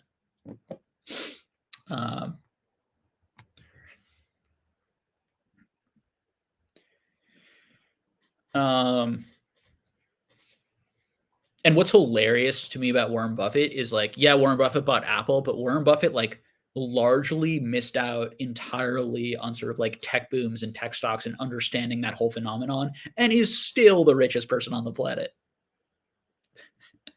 Like, if that doesn't show you how it's so much more important to stay within an area of competence, and you could completely miss something. Like let's say this. Let's say alt arts are the new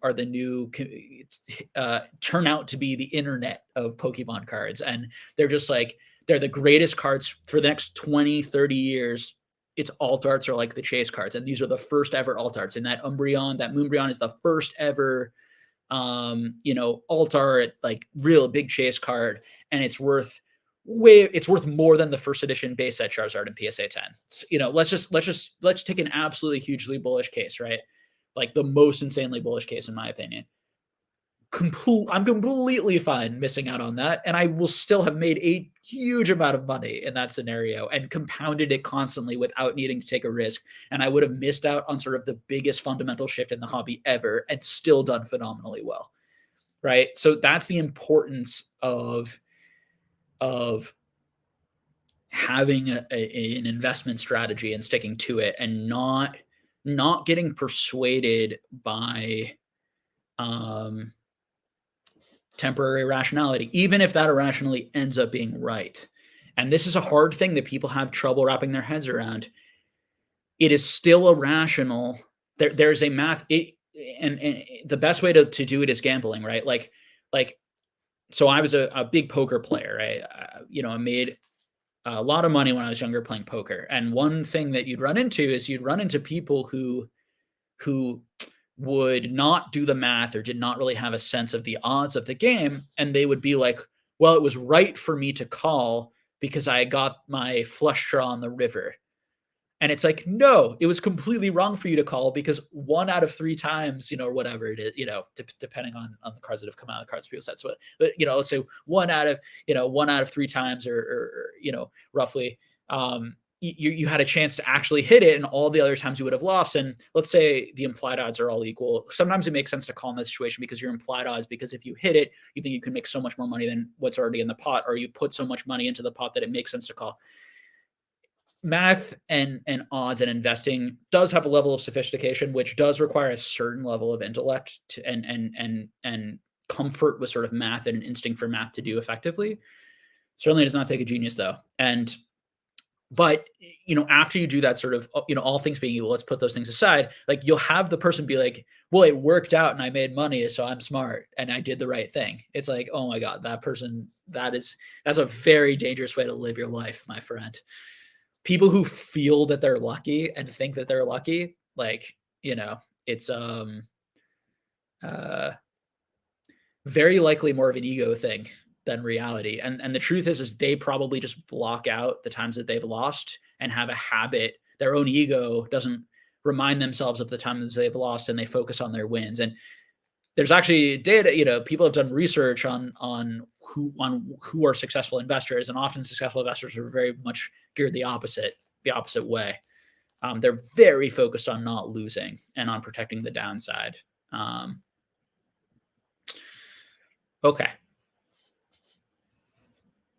Can you break down the Crown Zenith new set? I fear a lot of investors are falling into a big trap. A lot of card printing, easy push, equal low value cards.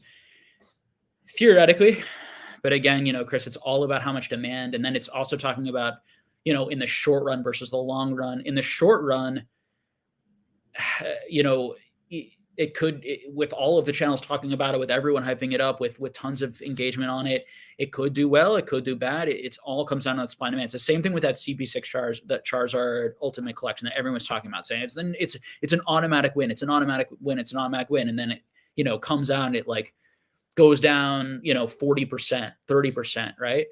It also could have doubled in price because if they hadn't printed enough of it, like what happens to people's psychology is if the price starts coming down, people now think it's a bad set.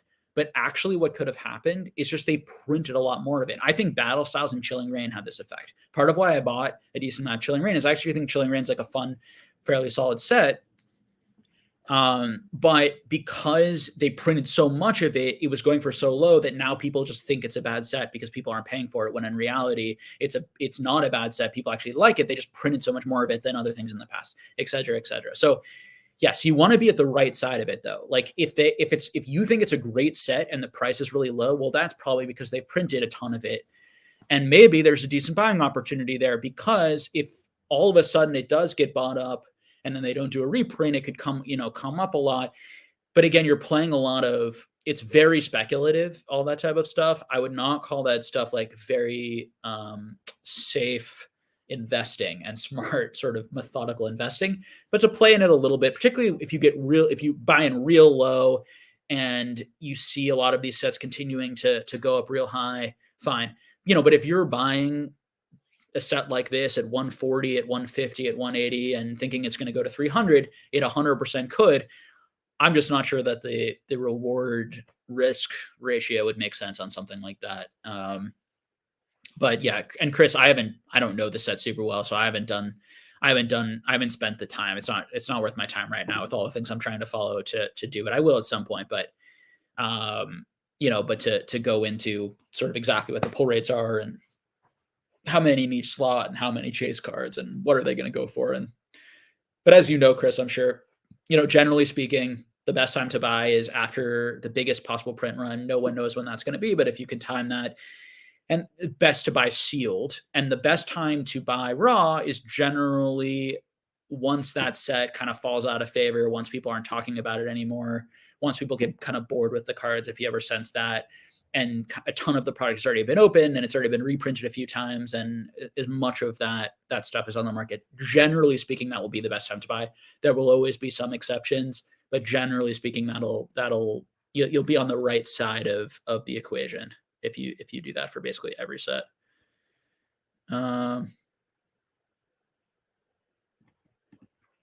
Jake, what is the most expensive card that you think you could double the price of with your channel? I have no idea. I don't want to answer the question. I don't want to talk about it. That's like getting me to talk about a card to try and double it. That's very sneaky.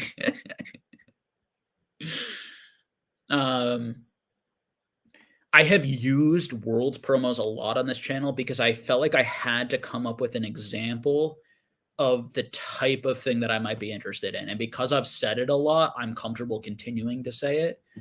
I needed some. I talked about baby shinies. I know it's become a meme. I talked about Rainbows because I needed something to talk about to as an example of something that I could sort of use over and over again.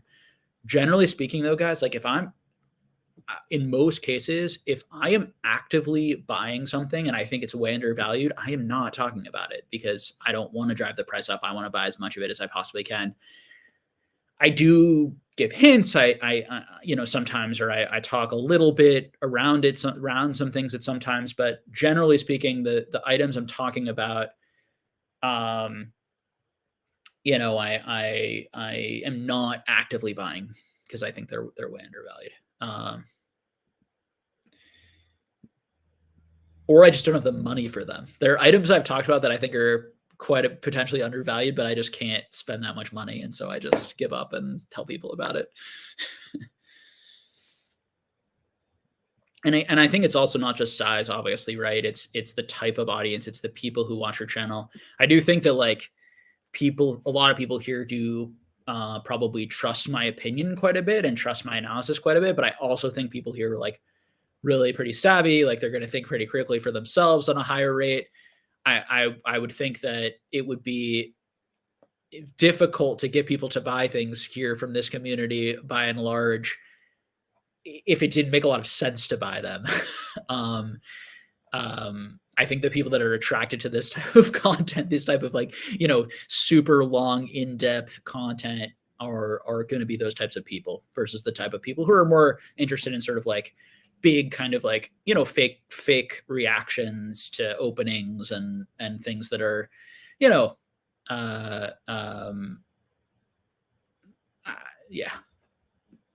I think those people are probably more consumery and more swayed by an influencer's opinion.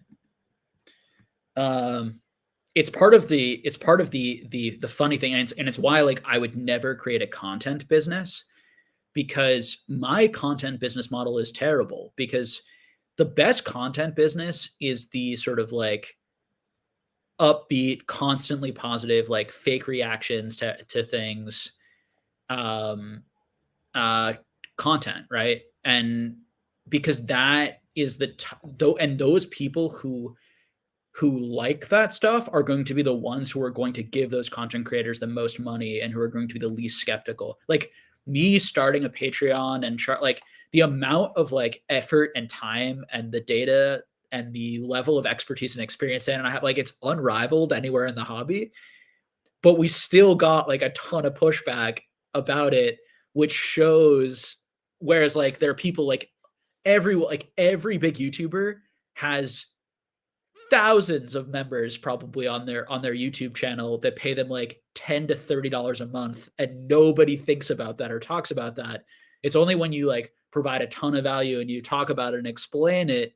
It's very and it's the type, but it's a good thing. I mean, it's the type of people here are very like, I don't want to be scammed. I don't want to be I there's so much free information. Why should I pay for more information? I think all of that stuff is super savvy.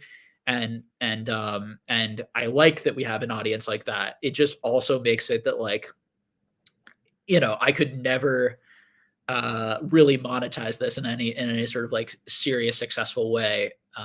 Like people who have audiences who are a bit more like, aren't they just amazing? And I love everything they do, and they're perfect people, and they're just great for the community. And I'm just gonna give them a ton of money. So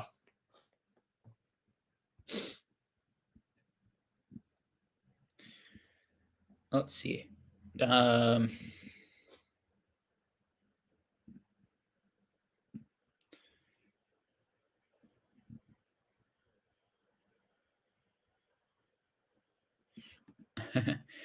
Yeah, I mean, the Celebration singles were the perfect example of the most insane, like, overpriced I'd seen in a long time. That was crazy what those were going for out of the gate. I remember, like, Dan and I were Dan got some of the product, like, very early, through his distributor, and he was opening some, and, on the stream, not, on our Discord, just for the members to hang out and watch, and we were looking up the prices, and it was like he was profiting like the expected value of the boxes were like the ETBs were like $400 like initially. It was just like insane. And then of course the prices plummeted, and they've continued to fall, by and large, particularly some of the graded stuff. Um,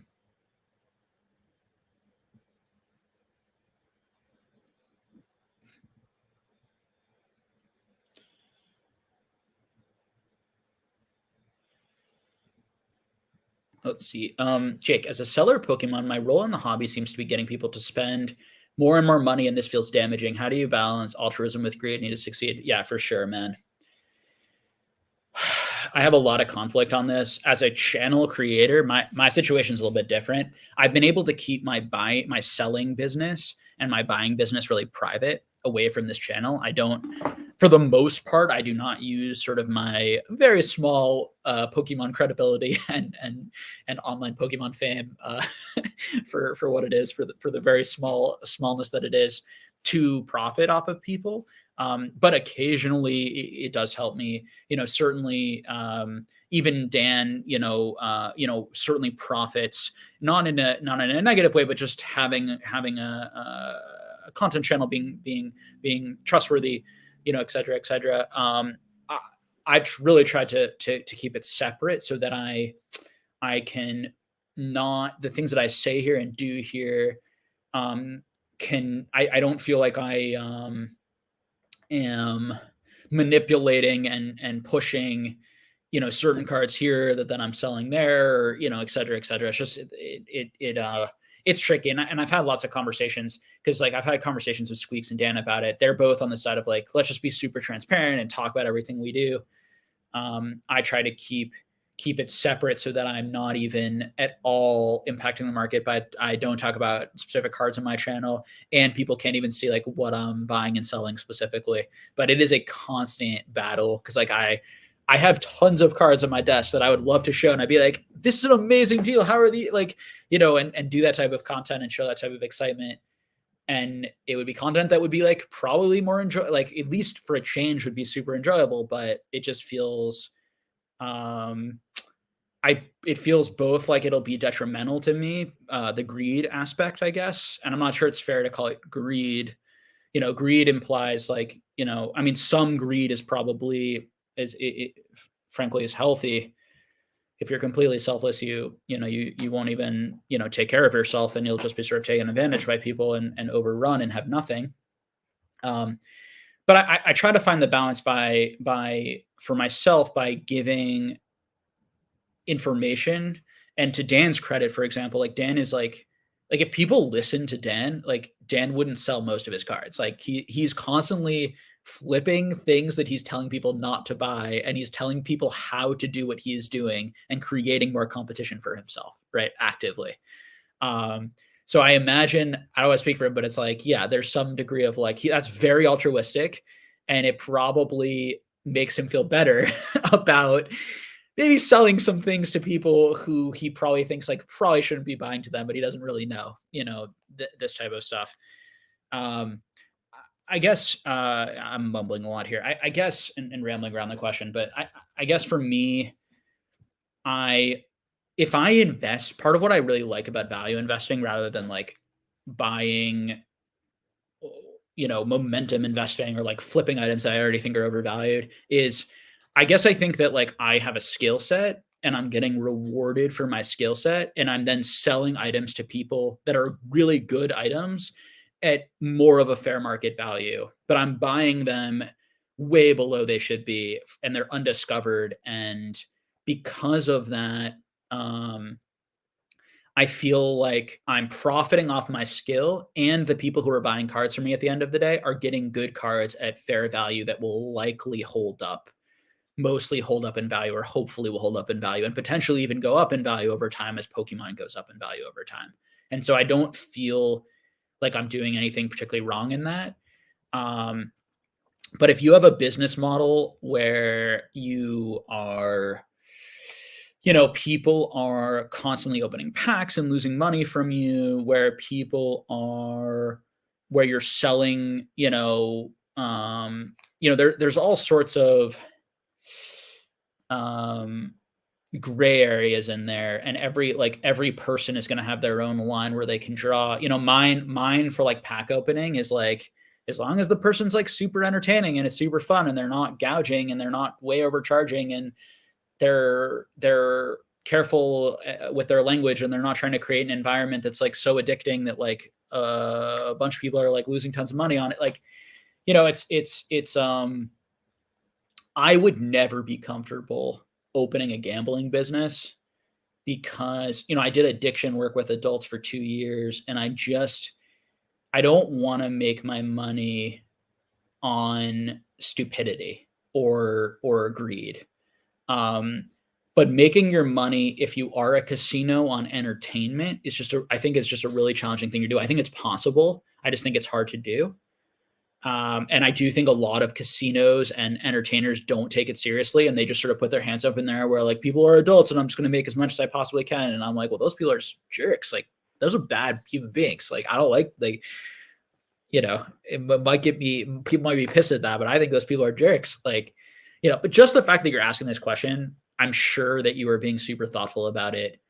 I'm sure you're a caring person, and I'm sure you're trying to figure out where that line is where you can still get rewarded for sort of your skill set and your knowledge, where you are selling things that are providing a value to people and that you're creating, depending on what you do. I mean, someone like Mason, for example, I'll use, an LGS store.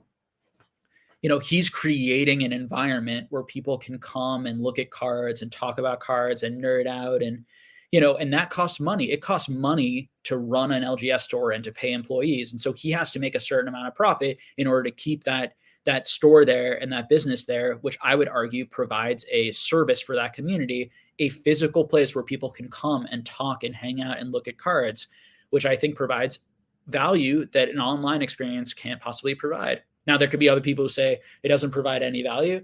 That can be a personal thing, but like, I don't have a problem with him selling, above market or buying, way below market, if people are willing to kind of buy and sell, and because I think that he's providing, and I think LGS stores provide that experience in that place. If you are an online breaker, you can provide that experience in that place, and I wouldn't have an issue with it as long as I don't feel like you're taking too much advantage. Same thing with an LGS. And if you are just like an online seller, yeah, I mean, I think it would depress me over time.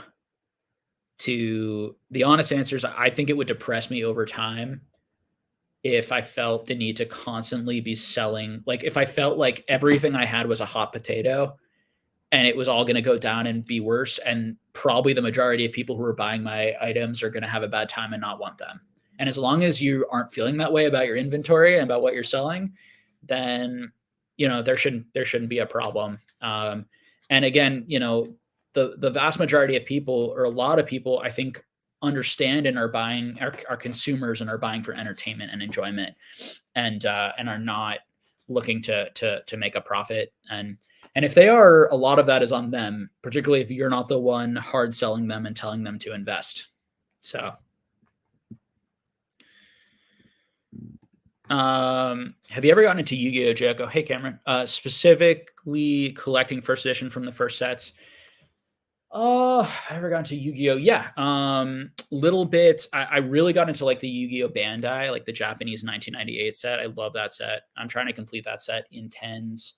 Really hard set to complete in tens.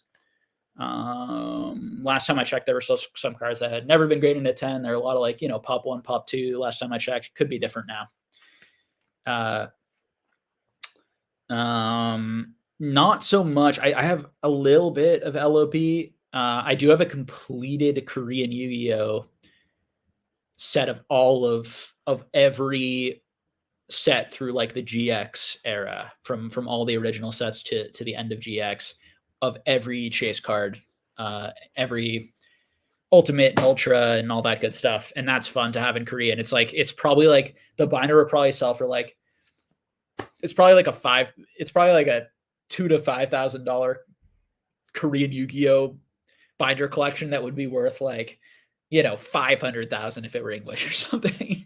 But in Korean Yu-Gi-Oh, for Korean, you can have everything in this awesome binder for like a fraction of the price. That's what I decided there, just because it was very expensive in English, and I just felt like there was more value in other TCGs and hobbies. But Yu-Gi-Oh is super cool. And I think like LOB, like and some of those early sets that I got right behind me still somewhere. Got a few of them there. You got Magician's Force. They're hard to see from here. LOB, and I think what's the Metal Raiders? Some of like the most popular ones.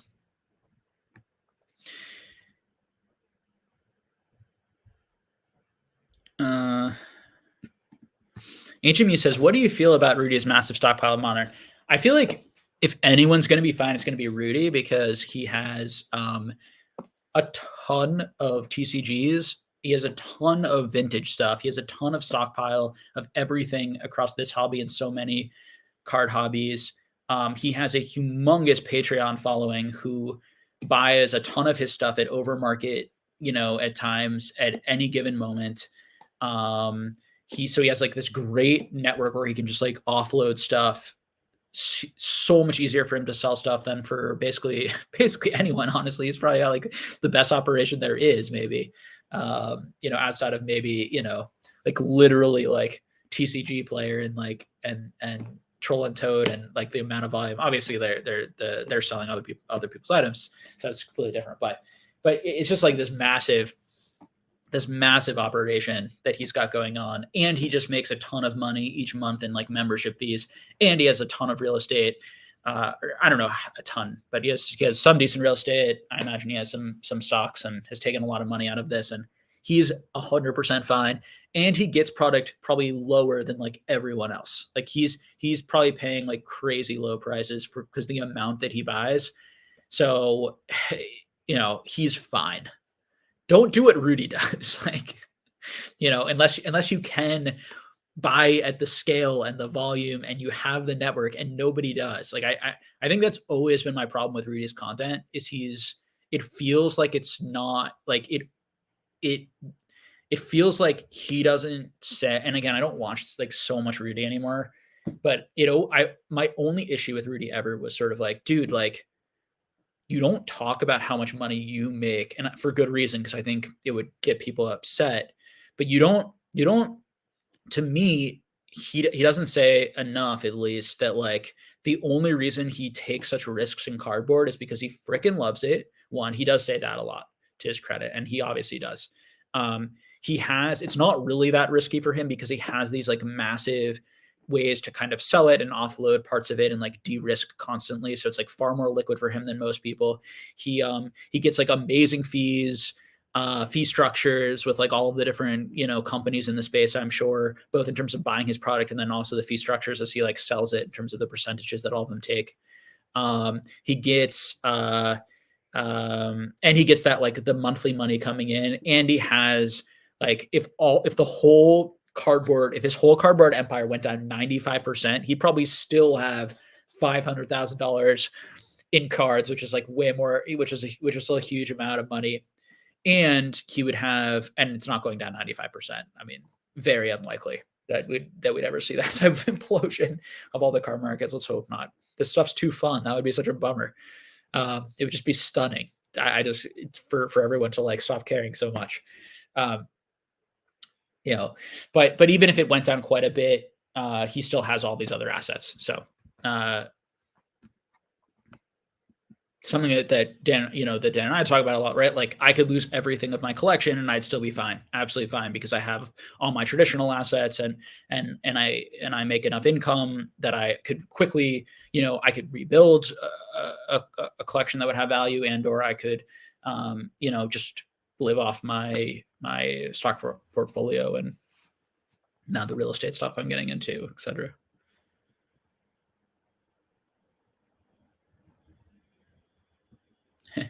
What do you feel about Cool Trainer Ryan's massive stockpile? Yeah, I mean Ryan's hilarious. Like Ryan has first of all, Ryan has gotten in at like crazy values, right? I don't know how much modern. I'm sure Ryan's buying a lot more modern now because he's running a channel and he's like doing openings and engaging. I'm not sure how much he was buying before. Certainly in the vintage sealed, he has a lot of vintage sealed, probably one of the biggest collections in the world of vintage sealed stuff. Again, I think he has like a good paying job outside. My understanding is that he has like a real, like a career. He has skills. He has like a good paying job outside of this. He bought this stuff so cheaply compared to what it is now. He sold a decent amount of it. Even if it went down hugely in value, like he'd still be fine too. Like, so, you'd have to ask Ryan, like, does he think of it at all as an investment or whatever? But my sense is that, he'll say it's not investment and I don't, and like, it's ridiculous, maybe some of that vibe, but like, I think he does probably partially also look at it as investment. I think it maybe depends on the day, depends on the moment from clips I've heard him and conversations I've had with him. I think he maybe oscillates a little bit. But Ryan's funny. Like listen, Ryan says a lot of things that I don't agree with in the drama world, but he's also like a really kind and generous guy and like gives a lot to people and does a lot for people. He's going to be he's a polarizing figure. He does things that like, I'm like, wow, like why do you hate this person so much? You're being like so nasty for like no reason. And then he's like, but then he's like more generous and kind and like patient, than I am with people and many others with people. So it's like, he's a human and I personally like Ryan. I would certainly be friends with someone like, with Ryan. And I tend to, for me, with friendships and with people in general, it's fine to like, disagree and not like or think that all aspects of them are great. I'm sure he would say the same about me. Anyone could say the same thing about me and certain personality traits that I have that people wouldn't like. I think at the end of the day, trying to focus on the things you like about a person and appreciating them for their positives is the way to go.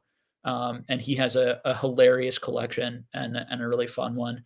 It's sort of like the opposite of my collection. I sort of have, not that much sealed, some sealed, but tons and tons of graded cards. And he has the sealed collection, but not nearly as many graded cards.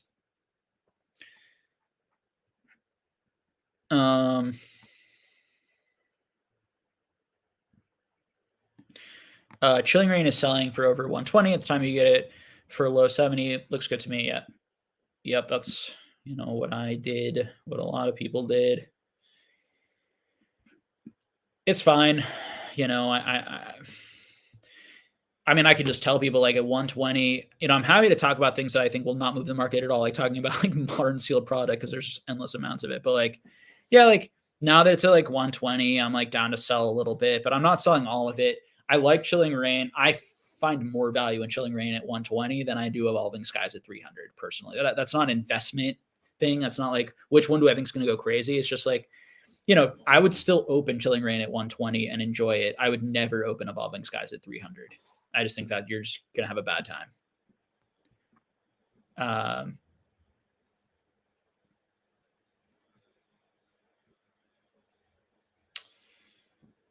um,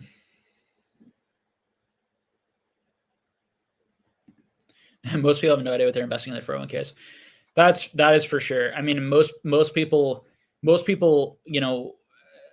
when I'm talking about, investing or investing investor or whatever, they just want to know how to make money. They don't want to, they just want to know what they need to do to make money. They don't want to understand why it makes them money. And that's true in cards and it's probably more true, to be fair. And to your point, Alex, it's probably more true in stocks, and certainly in crypto, I would say is the most. I think crypto is probably the biggest offender of this, but I think stocks, probably next. Bigger than Pokemon. I probably more the average person who's actually in this stuff and thinking about it this way is probably going to have more of an instinctual general understanding than they would maybe of something confusing like a company and how a company would work. I think part of what can be appealing for real estate and why real estate can be a really good investment for people is it can be kind of more obvious and a little bit clear where the value is and simpler for people to handle than sort of like investing in a business and like what makes a good business and what's going to make this business, what's the competitive advantage this business is going to have in the future and what's the current PE ratio and et cetera, et cetera.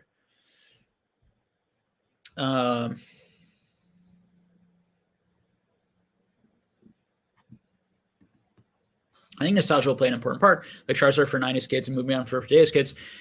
Yeah, I mean, definitely possible. I know a lot of kids. Like I know a lot of kids. There are a number of kids in my family who love Pokemon cards and who are super into it, and they're not even aware of like the Moonbryon. And I would question how much the Moonbryon is a kid thing and more of like an adult driven thing at the prices that it's at. But listen, certainly kids of a certain age are going to be aware of it because it's quite an expensive card, and money it has a major effect on kids' minds. Like what was really expensive is going to create a lot of like dopamine hit and dopamine rush for kids, and so they're going to be like, "Ooh, it's that expensive. It must be good. I want the really expensive one. That's the good one." That type of thing. They're certainly going to be susceptible to that, just as adults are.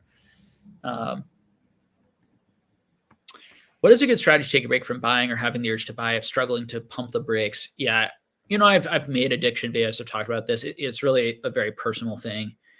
I don't have the ego to feel like I can answer that and really fix that for people. For myself, just I'm constantly working to set limits, set goals. Spending time looking at cards, sorting cards, rearranging them in binders, rearranging them in my room, spending time talking about cards and in chats, spending time away from the hobby, with my girlfriend. I play basketball 3 times a week. We go see music, we do art, developing other hobbies. Like sometimes to replace a really addicting hobby, like developing another hobby that takes quite a bit of your time can be helpful to find that balance. So either, doing things that cost no money within the hobby or developing other fun hobbies and fun things to do with your time that can take your mind off of it or compete with it in a productive way, maybe.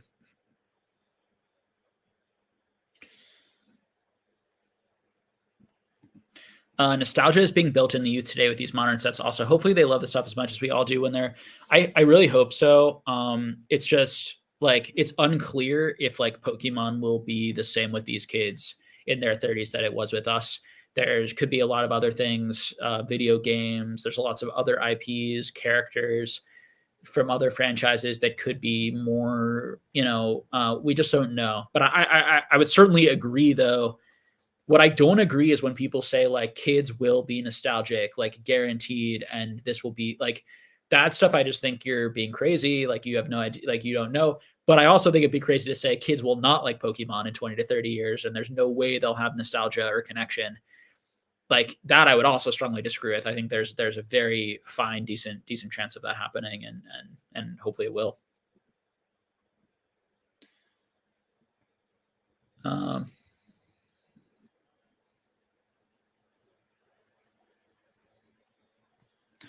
I've worked for two of Warren Buffett's companies the last few years. Cooper Shadley. That's funny.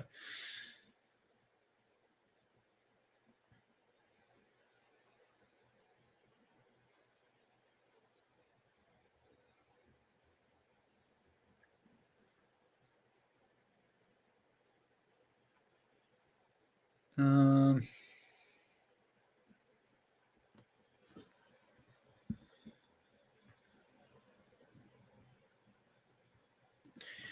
any slash most sets are a good investment. It all depends on entry price point. So that isn't necessarily true, Joey, but it may end up being true. And it also depends on the timeline we're talking about. So, like right now, they might be good investments for the first 6 months to a year, but then they might be stagnant for 5 years and not move up in price at all once they reach a certain plateau. We don't know how these new sets will move. We don't know how future sets will move. If we compare, if we're looking for like 8% or 15% or 10% compounding interest, which might be competitive with good, stock investing or real estate investing, um, they may outpace that, they may not, and they may way outpace it for a short period and then flatline for a really long time, and then maybe even go down sometime in the future when there's no one who's interested in it. Um, but I will say, Joey, for sure that like you have your best chance of it being a good investment if you get a really good low entry point. And I think that, listen, I'm bullish on Pokemon. It's why, when everyone was saying the sky was falling a year ago, or when everyone was saying Pokemon could only go up 2 years ago, I was the one saying hold your horses. When people were saying, is Pokemon going to go to zero? Blah blah blah blah blah. Like right away, I was saying, okay, hold your horses. Like there's a middle ground in here where Pokemon is still an amazingly huge IP. People love cards. People really like the new sets. People will continue to like the new sets without saying like every new set has to be the greatest set of all time. Every new chase card is the greatest chase card of all time. Like there's a middle ground in here that that can make things like profitable and a decent investment if you buy at the right time. If you don't hold it that long and you sell it, I would hesitate. Obviously, I, you know, I, I think going heavy into that, I would certainly hesitate doing that. But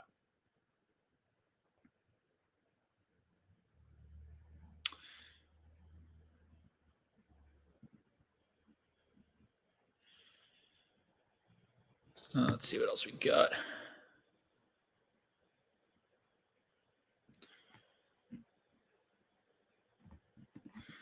Uh, if I had 10K to invest, would you rather put that money in modern sealed or in stocks right now?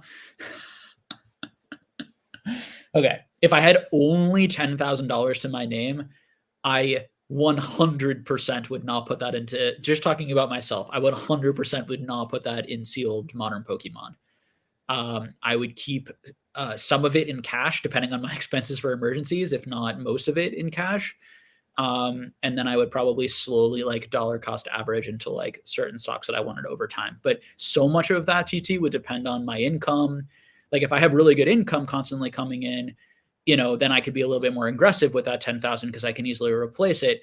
Do I already have a large collection in this situation that I could sell off to offset some risk? I think the modern sealed play is going to be a lot more risky. But I think if you're really engaged in the market, you know the market well, you time it well, you buy a really good set at a oddly low price that you feel is odd. Like, could it go to 150, 180, even 200, 250? Clearly it could. And is it possible in some scenarios, given a diverse portfolio or a high income, that I would put $10,000 into modern sealed over stocks? For sure. And I have at times, like, right, or not quite that much money, but but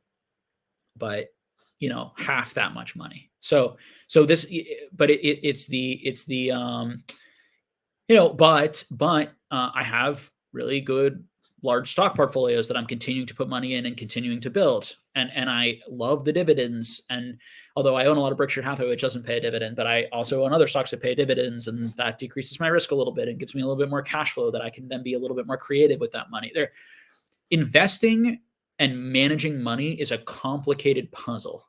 And that's why it's very silly when people answer these questions like yes or no, right? It totally depends on your situation. It's why people online can't actually give helpful, accurate, good financial advice. Not only is it just ridiculous and unethical, but it's I don't know your exact situation.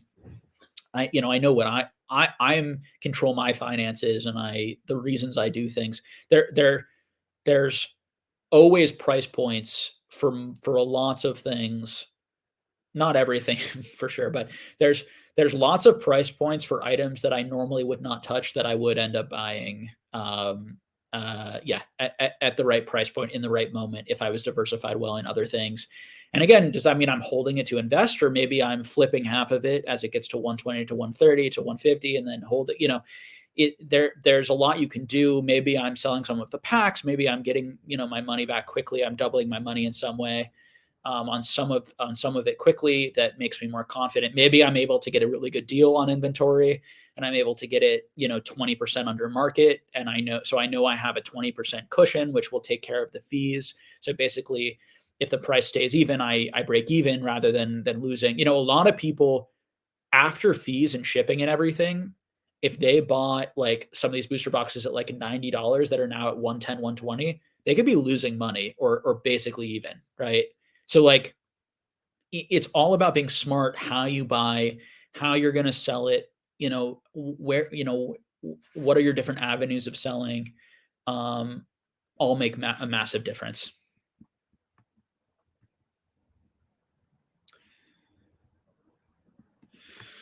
Lord Playman, hey Jake, since you started your new job, have you found you've had less time to engage in collectibles? Definitely, I have. I've had to be smarter with how I'm engaging them. People have probably seen me take a step back in terms of, luckily Dan is very engaged on the Discord. I do come and go and I try to read at least what most people write. I'm a lurker on that Discord a lot, so I'm up on what people are saying and people's opinions. Obviously, I do my office hour every week and engage with people for an hour, sometimes two to 3 hours during that. But there are some areas, making less videos, making shorter videos. There are areas that I've had to cut back on. I don't want to cut back on my research, and my knowledge of these hobbies. So I haven't done that. I am still working part time at my job. I might be going full time within the next few months to a year. Um, I might be going sometimes full time, like they're like full time during certain periods of the year where there's like a little bit more projects and workload. Talking a few different options, and that might affect things, but I will do my best for it not to. I don't have kids yet, which certainly helps in the time department a lot. So I think that I'm usually pretty. Hopefully, we'll be able to be like efficient enough with all of it that it won't impact it. I really enjoy doing this stuff. Like I don't want to work a job or work so much in anything else that I wouldn't be able to do this stuff. This is like it's a really fun hobby / part time kind of business for me.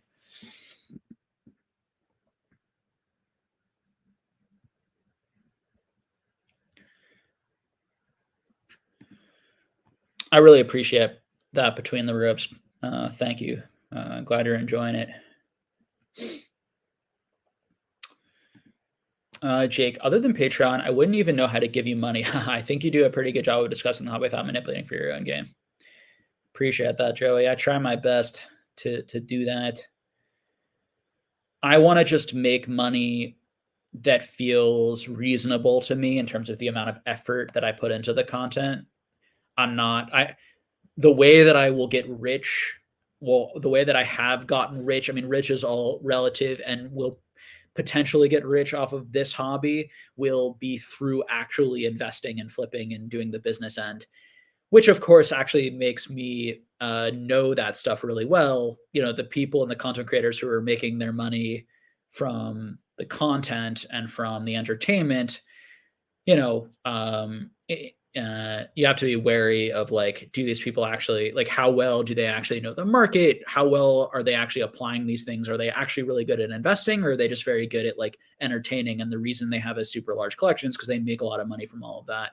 It's just the truth. I'm not trying to hate on anyone. It's just you see a lot of, and again, I don't think the Pokemon space is nearly as bad at this. I think the crypto space, like and the stock space, is awful with this. There are people who are just basically like charismatic and know a decent amount, but who knows if they're stock managing and they're good investors or not. They're making like $5 million a year off of content and then plowing that into investing. Even if they were losing like 30% a year, they would still be living in an extravagantly rich lifestyle and doing amazing, right? So they're not necessarily making any money off of investing, the thing that people are actually listening to them for. I think a lot of people are just listening to hear opinions and entertainment and be around a lot of people, to be fair.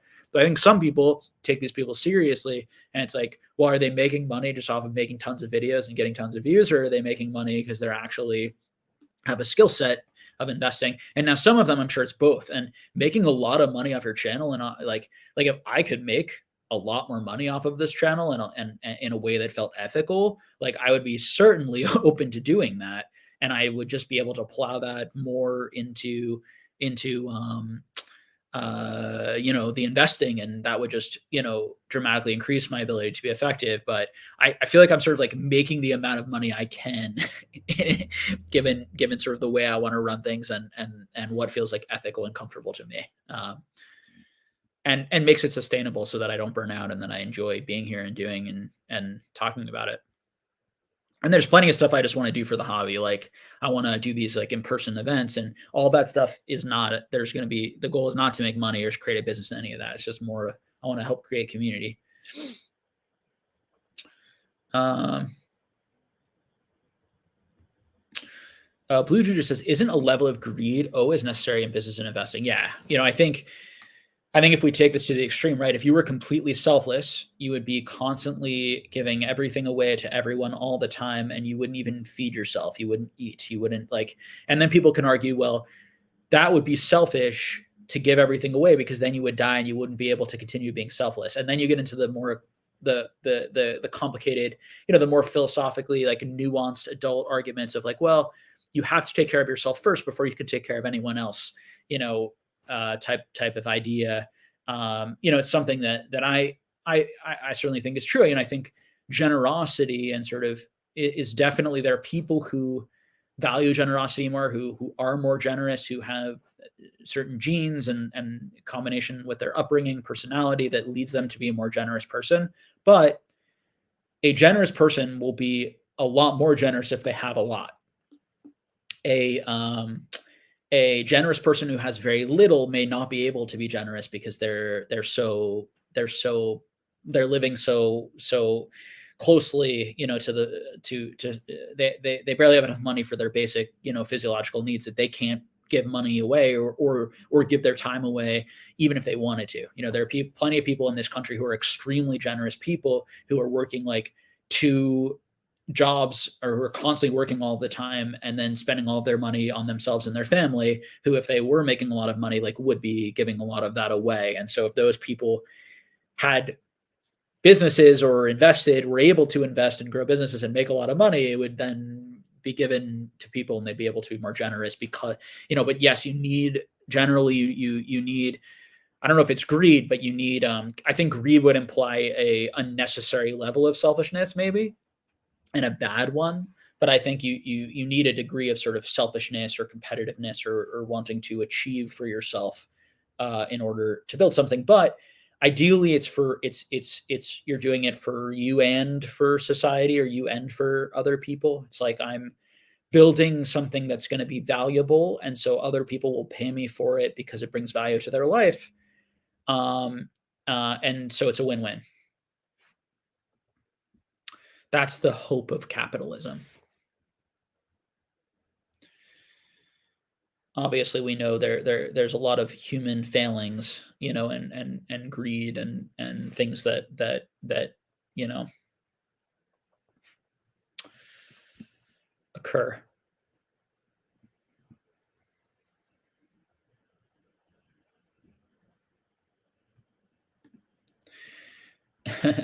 He could do some damage in Pokemon. Yeah, I mean, he doesn't for what I know, he is primarily a sealed.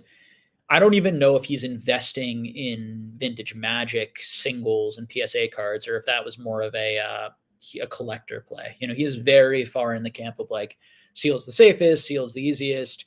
Just buy a bunch of everything, put it away for a long time, it'll go up. You know.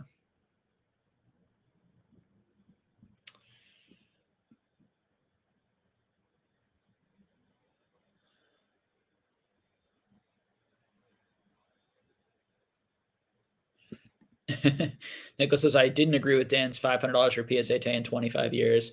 I would give him my card if he was right. Yeah, I mean, I am more bullish on the hobby than that. And I'm not it's not like I'm so bearish on that card. I don't think all of a sudden people are going to be like that card sucks. Like I think that would be really stunning. I think a more likely scenario is that, you know, there it's a cool card. It's a card that lots of people want for a long time. But there's a lot of other cards that people really want from future generations, and people are not talking about this card as the greatest card of all time, or is it possible to be top 5 greatest cards, top 10 greatest cards, like when all is said and done? Of course, it's just a crazy, crazy thing to say right now, and the fact that people don't hear that is crazy shows how much of a prisoner they are in the moment. I wish I could explain that idea better for people. It seems to get through some people and other people just kind of bounces off of. But yeah, to say, and I forget if Dan really said, 500, I think that to Dan's point, like Pokemon might be down in 25 years or flat, from now. And in that case, I would agree with the assessment, or lower. I just think that Pokemon will be bigger and there'll be multiple generations, and that I don't think that card is going to outperform. I think that card is going to underperform a lot of other more key cards that aren't getting the type of attention and hype, but that doesn't mean that it isn't going to go up. I hope it goes up. I want the hobby to increase in value and things to increase in value over time, and that means that more people are here, more people are enjoying it, and um, it means I can like justify holding onto my collection more because I'm not losing tons of money and I can keep buying, right? Justifies my investing now, which is really just collecting in a number of cases.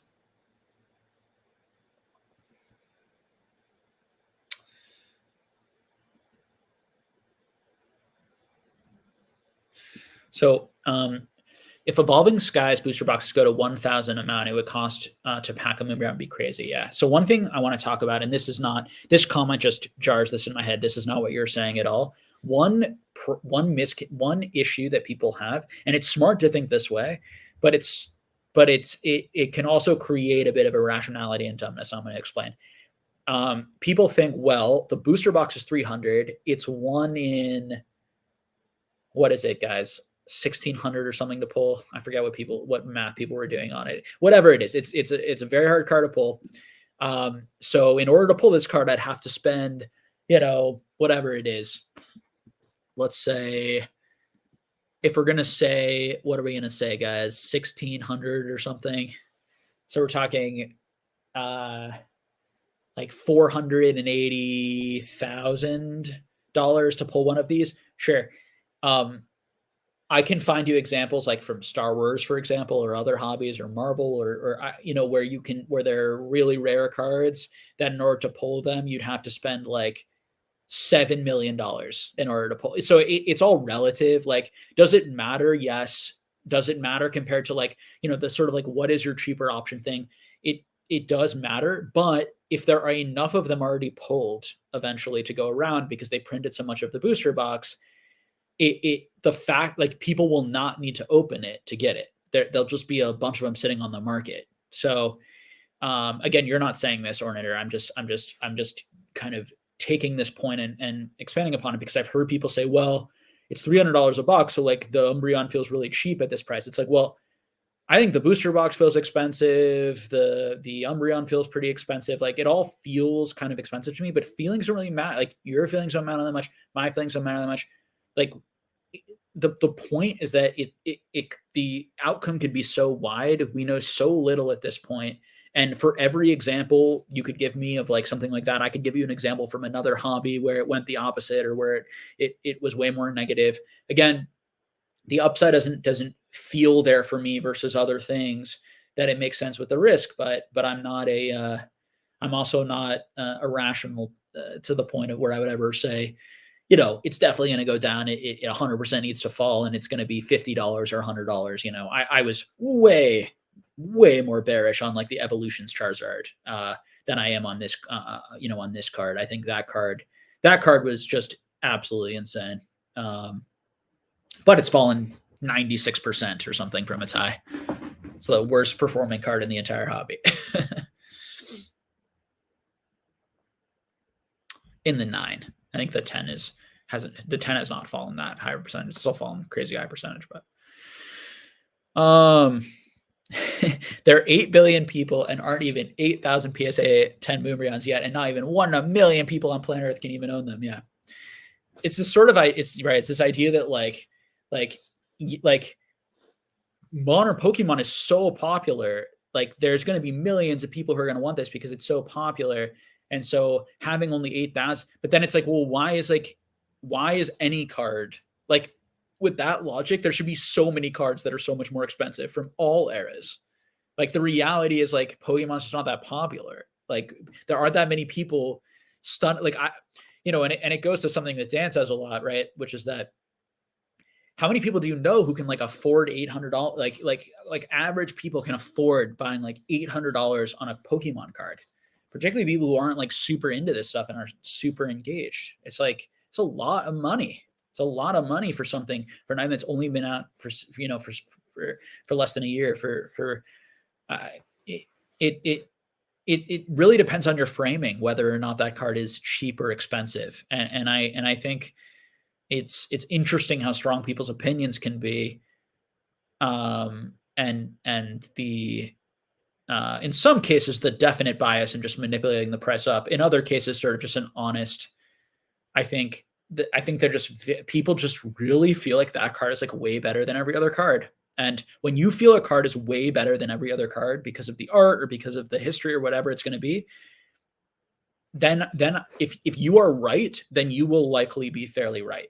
I just think that like it's sort of like it's probably a 1 in 50 chance of happening, or a 1 in, I think it's way more likely that there are new cards in the next generation or in the generation after that or in the generation after that or in the generation after that that are just way more popular. And again, I think the vintage cards have already have been battle tested. So when we talk about like WotC is already like WotC got crazy. Logan Paul and all of the focus on vintage, made those card prices go absolutely insane, right? But since then, I feel like they've corrected and they've come to a place that like makes more sense. Do I think they're good investments? Probably not. But do I think the valuations for how much, money do I think is in the hobby and how much do collectors actually enjoy them, I think makes a lot more sense. And I think that they're battle tested. They're the most battle tested cards in the hobby. They've been out the longest. They've had the most price history. They've had the most time for people who like them to continue to like them.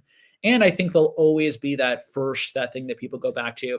If you look at sports, if you look at comics, if you look at toys, if you look at, any sort of, Marvel, DC, Star Wars, any sort of big IPs, always the first, always the originals. Sports, rookies, vintage stuff that had the most attrition. Like it's always the stuff that's super expensive. So if you are betting against that, you're betting against basically you have such a huge ego that you feel your opinion right now in this moment and other people's opinions matter more than sort of like tons of human history around collectibles. And it's just irrational. It's a bad bet. It doesn't mean that it's impossible. It's just a bad, irrational bet. People are you're allowed to make them.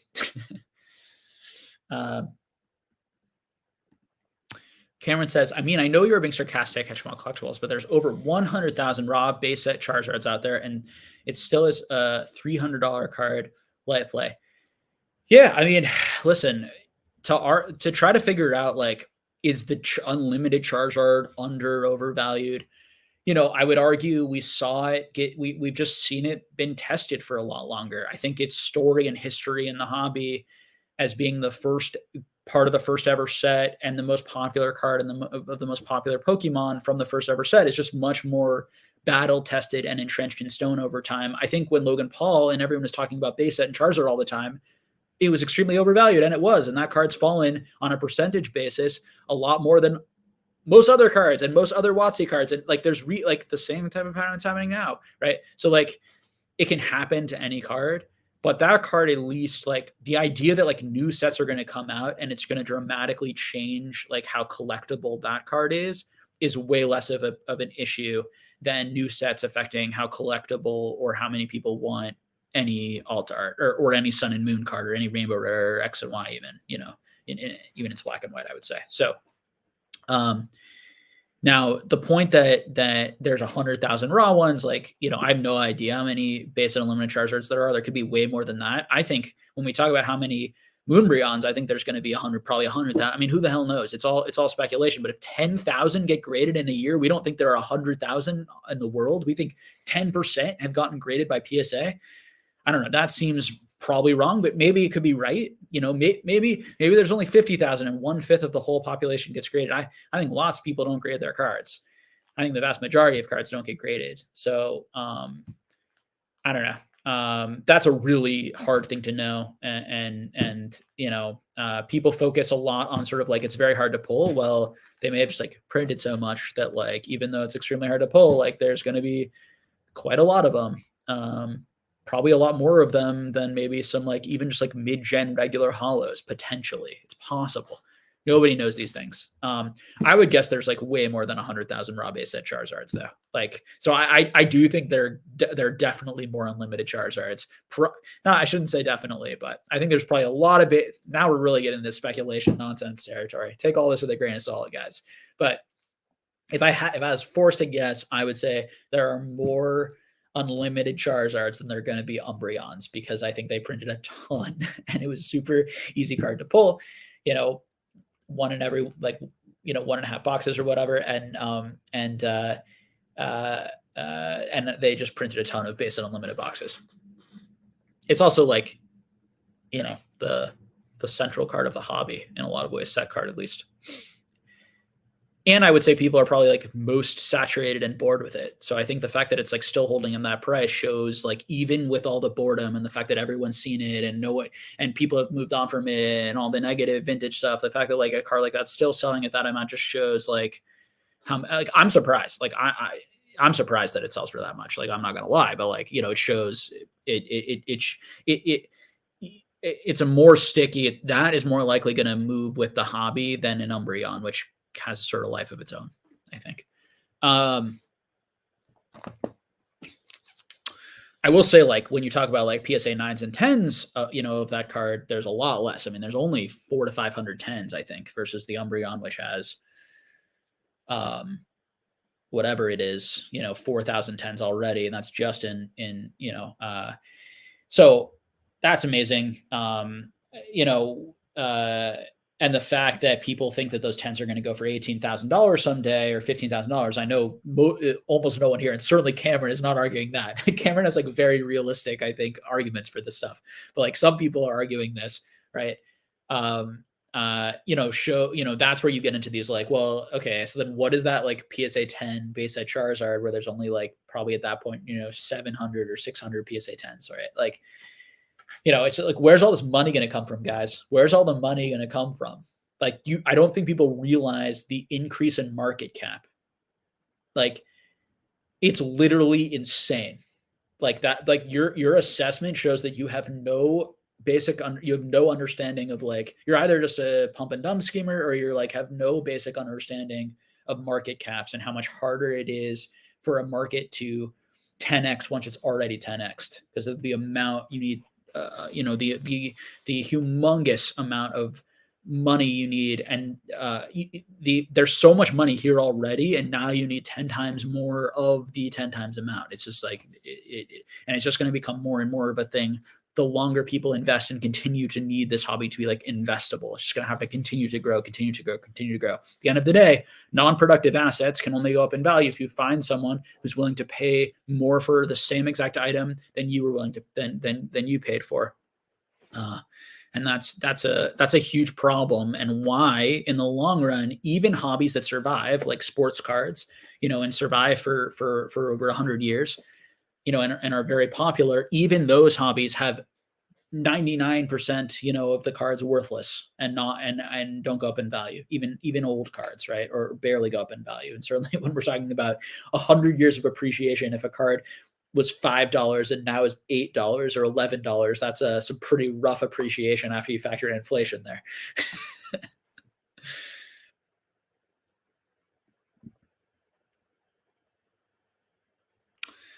um,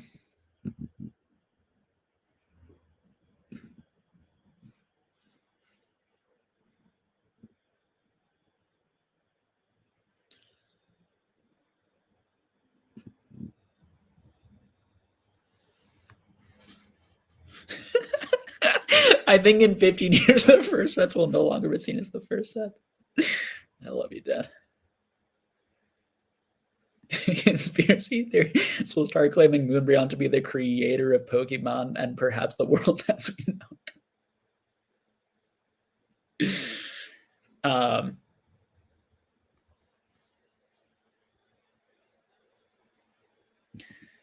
Time is a flat circle. What was first will be last, and Moonbryon is a time-traveling demigod. When you really think about it, Moonbryon is simultaneously the best, rarest, most expensive, and most valued card all in one. Most undervalued, oh my god, card all in one. The most historic and first.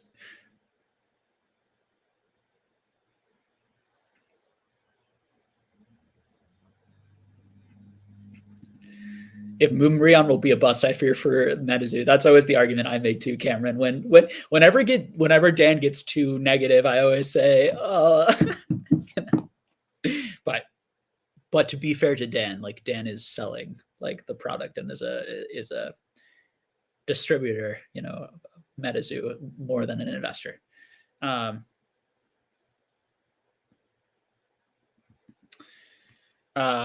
Alex says, I think it's funny because a vintage card will spike and no one thinks it's strange, but then Moonbryon is the worst thing ever and people claim it shouldn't be that high. So, I mean, I can tell you that, like, if a vintage, like, first of all, when all the vintage cards spiked, I was telling people not to buy set cards, and I sold 30, to 40% of all my vintage stuff. And, I came on my channel all the time saying how ridiculous everything was. Vintage cards, there aren't like, single vintage cards that over the last 2 years have spiked in sort of a way that differed from the rest of the market, because they're have a longer sales history. The demand is not radically shifting due to emotion, and I think that's why you're going to see modern stuff be the most inappropriately valued, but that can be in both the positive or negative direction. So you could also have modern be the most inappropriately valued, undervalued, or the most appropriately overvalued because the market hasn't had a chance to kind of figure out how much supply and demand there is for it. I also think you're going to have the quickest changes of opinions on modern cards because people only have relationships with these for 6 months, a year, right? Look at Hidden Fates. Like everyone was making content a few years ago that Hidden Fates would be the most expensive, products of all time, the best cards, it's the best set of all time. All the shining cards are going to go to the moon forever. Like, and now no one's making that comment. No one's talking about it anymore because we've had cards that people like more that have replaced it. That could happen again, et cetera, et cetera. I think that's where for some of us, it's coming from. I'm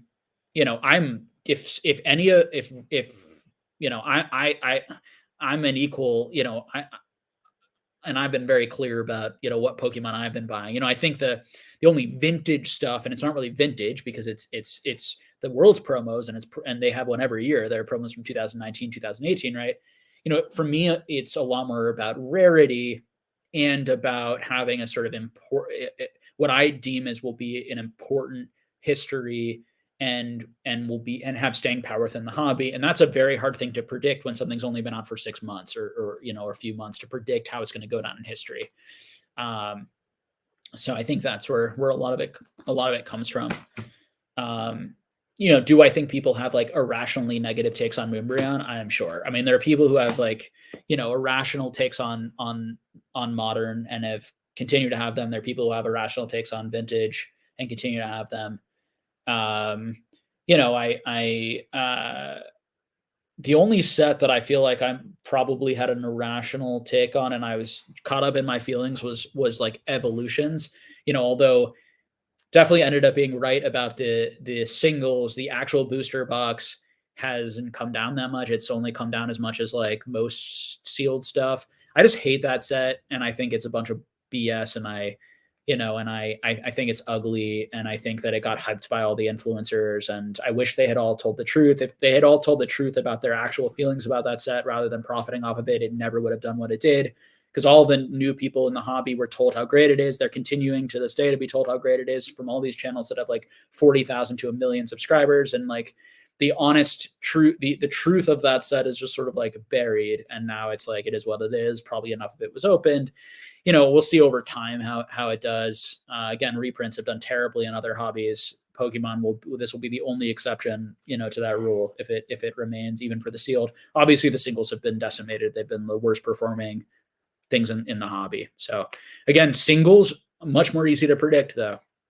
And I've said that a lot, Alex, like the sealed stuff, because there's less and less of it, and because there's a certain, over time, and because people open it for fun, and there's just like the opening value, and then there's sort of like the collector value of just like having a sealed product and putting it in the back. Like it's just much harder to predict, in my opinion, like what, like it doesn't make as much sense.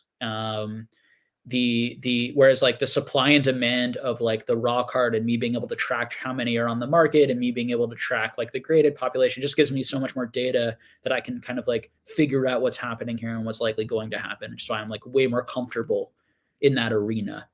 um you know yeah, he says he doesn't know when it's just funny to watch.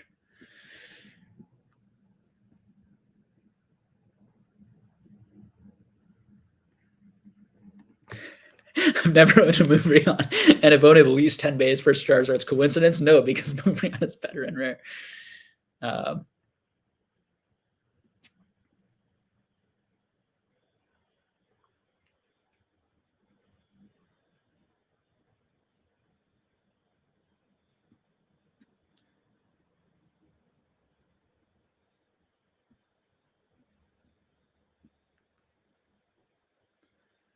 um,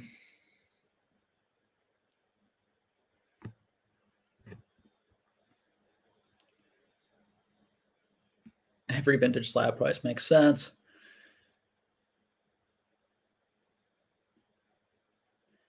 Um,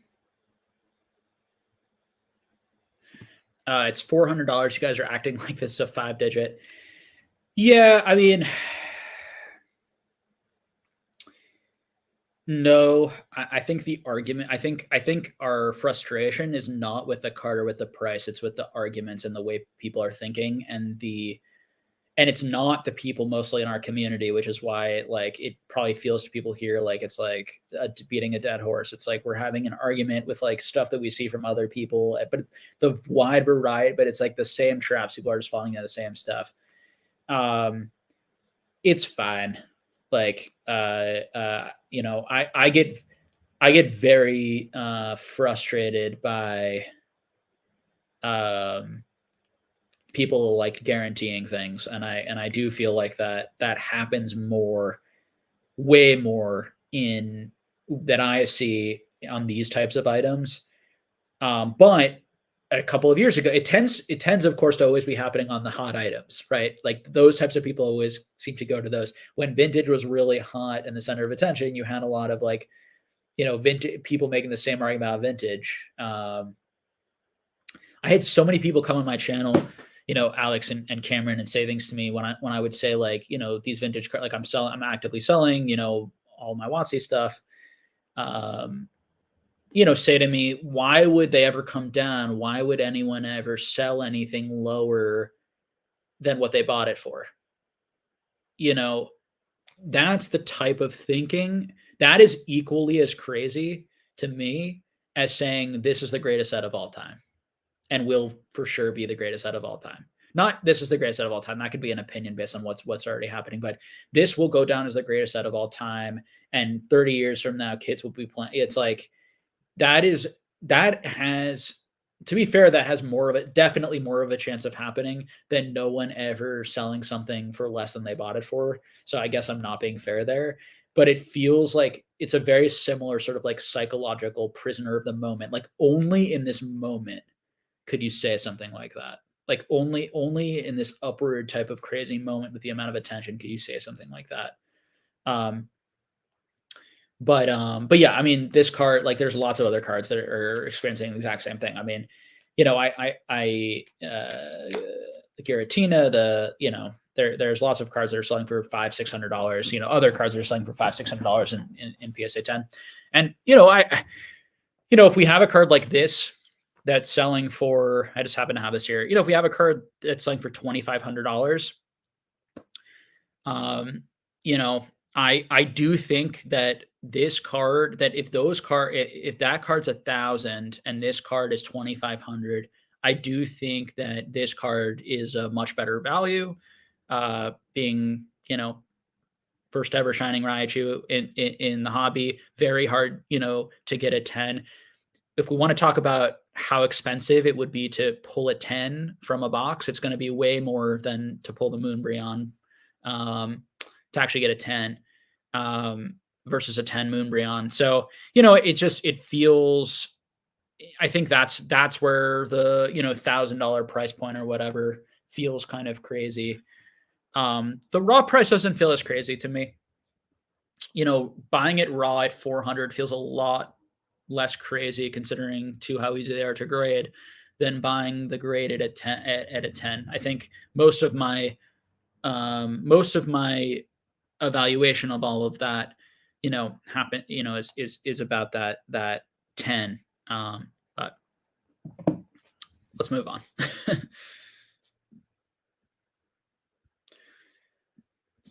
And although we've talked a lot about this card and this idea, like the ideas are what's important. The cards don't matter. The card doesn't matter. Like this thing that we're talking about now, and these like value assumptions and these prisoner of the moment stuff, like this will happen again and again and again. It's trying to understand the pattern. That's why we keep talking about it.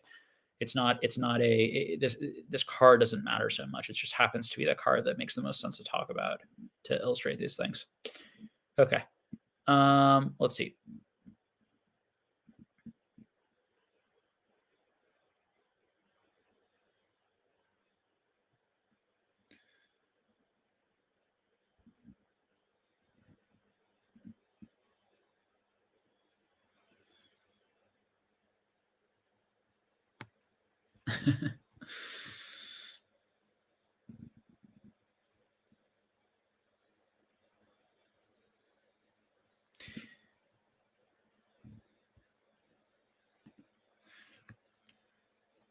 The fact that they are changing the yellow borders and that these will be the could be the last, at least for a while, yellow border cards. Who knows if it's actually the last, but at least for a little bit, could definitely make the Umbreon and other cards from this area more valuable in the long run and more important as the last sets that had that.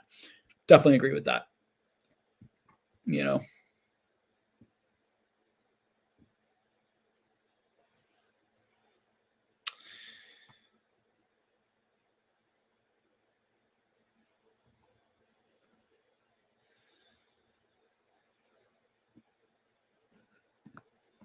Jay, can we do polls during the live about certain topics or ideas discussed? I think that would make the lessons better in terms of engagement back and forth.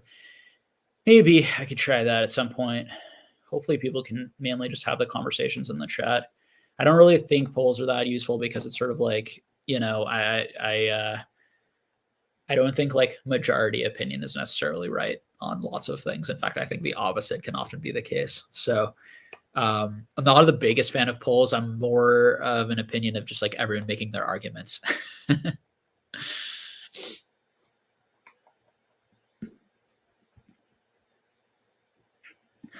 so bearish on Pokemon. I have a huge portion of my net worth in inventory and quit my engineering job to do it. Glad we are getting Moon Brown out of the way.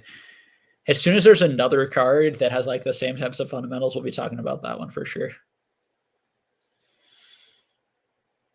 I also think like it's a good conversation, and like it's a good conversation to keep happening. And I think people's there's a reason why it keeps happening, because there's some very important concepts at play here that are very applicable to what we do.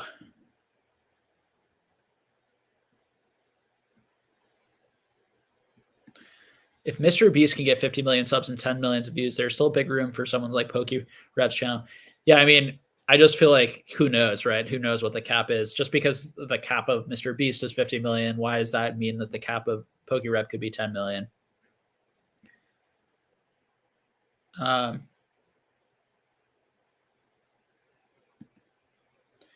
You haven't been watching my channel, Alex, for the last few years. If you think now, do I think that they're better value than the most kind of hyped up modern stuff in Sword and Shield? 100,000%. I think they're way better value.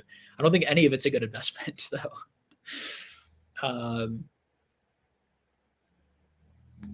Like if you actually like look at the math and you look at sort of like how the prices of the, if you want to use all of the stuff and all of the arguments that people are doing for the Moonbrion on the plus side, and you apply all of those to vintage, you'll see that the vintage is better value. Now, Alex mostly argues for like buying booster boxes, not singles, which is a different sort of thing. And to compare what's going to do better and be a better investment, modern booster boxes or WotC PSA cards, gosh, I have no idea. I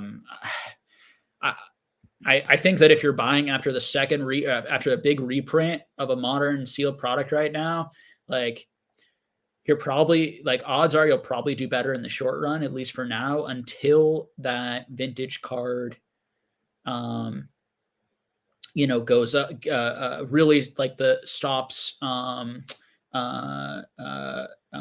We really stop seeing them come on the market, and then you're going to see FOMO kick in again, Alex, and you're going to see the vintage cards move up way more than these modern cards ever can.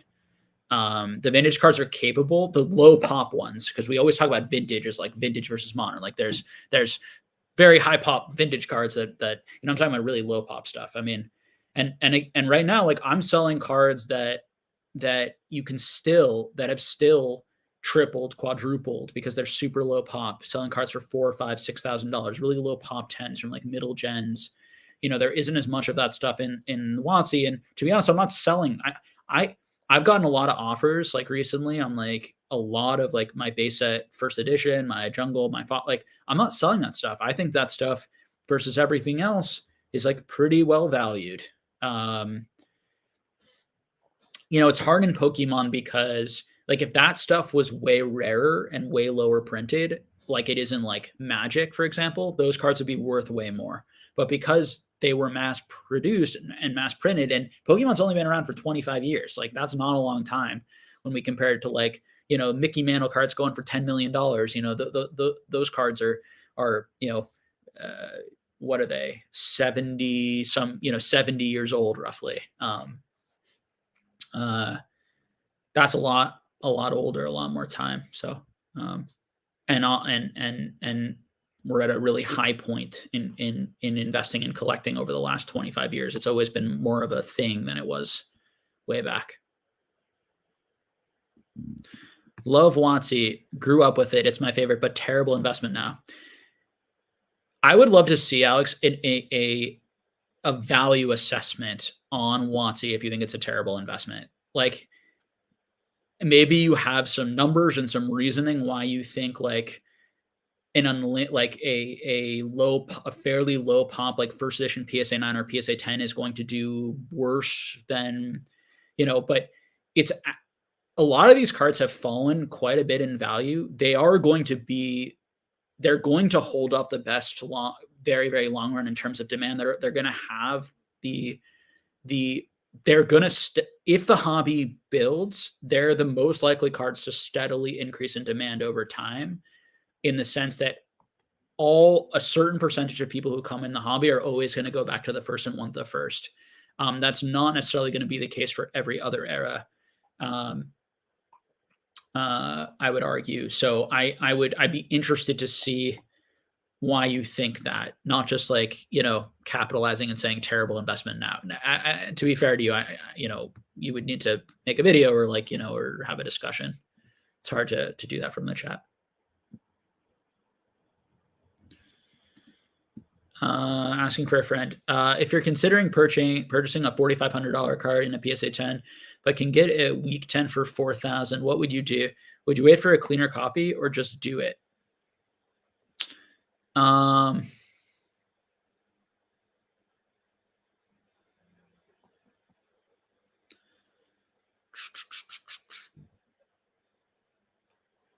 um,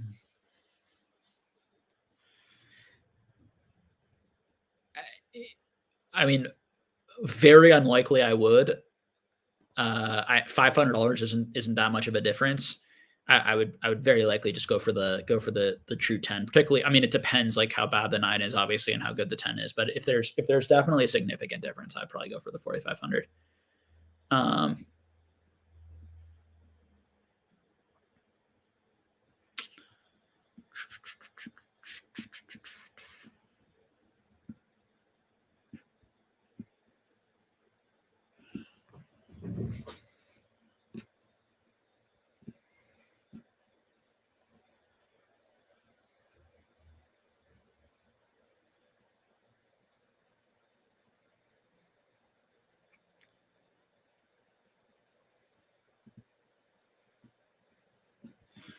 right, here's an example of what we've been talking about tonight. Moon Brown should be higher, 1 out of 1,600 to pull. That's way harder to pull than any other card ever from my knowledge, even based on Charizard. So just because it's the hardest card to pull, it should be the most expensive card, or it should be more expensive. How much more expensive? It's all just sort of like, okay.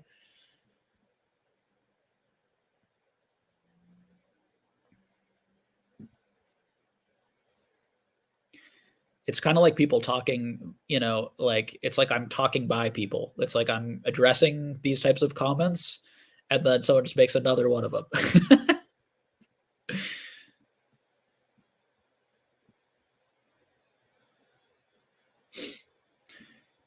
Let's see.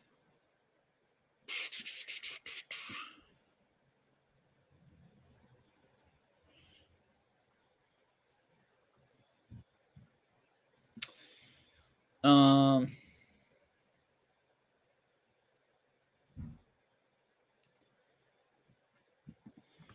Pokenomics, do you hate Silver? Says like no, because like evolutions, to be fair, like although I don't like the look, and never liked the look of the cards, the reason I hated that so much is because so many frauds in the Pokemon community, or some pretty fraudulent people, in my opinion, sort of made their careers or built some of their careers or made a lot of money off of that by pumping it and dumping it on people. Now the dump only happened on the singles, the huge dump, and not so much on the booster boxes. So it is what it is, at this point. But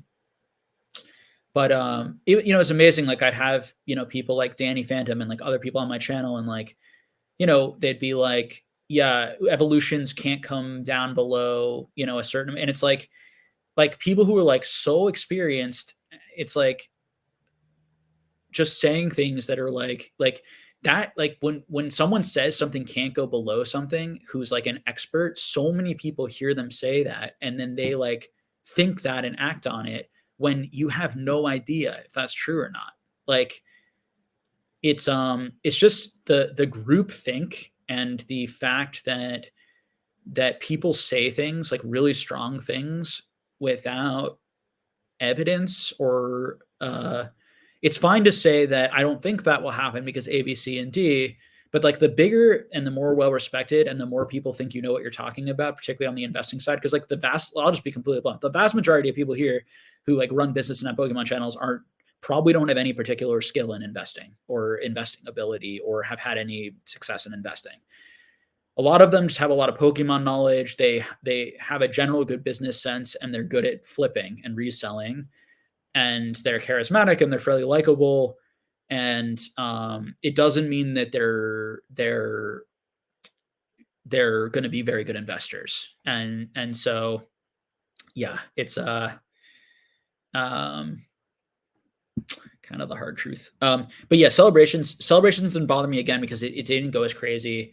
I don't really like the logo particularly, but I like the look of the cards much better. And yeah, I preferred that it wasn't just like that; it was cards from different eras. I liked the Greninja Gold Star. I liked that the product had other packs in it, so that you weren't just opening up celebrations packs. I thought the ETB had like really good value at $50 to have like a number of celebrations packs that you were probably going to get some really cool pulls because the pull rates were really easy.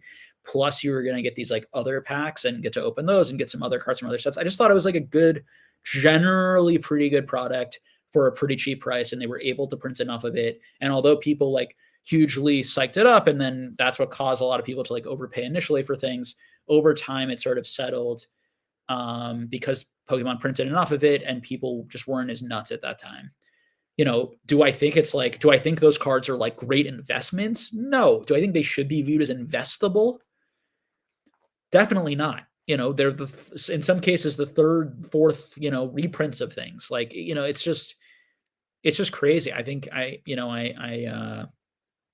the originals aren't investable at these prices. Why would I think? I mean, it's a um, yeah.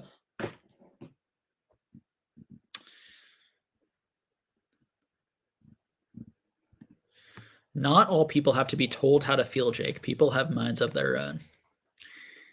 Yeah, I mean, I'm aware that people have minds of their own.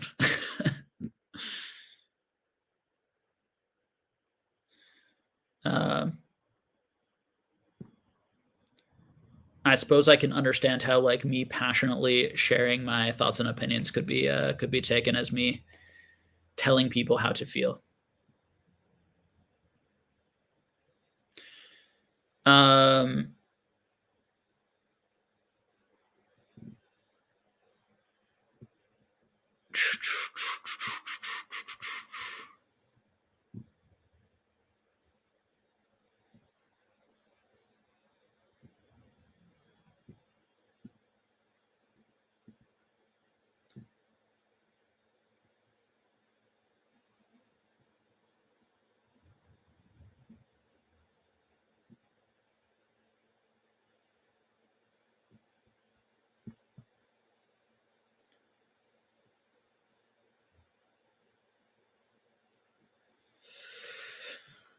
let's see what else we got here. I'm just looking for more questions. Lots of conversation.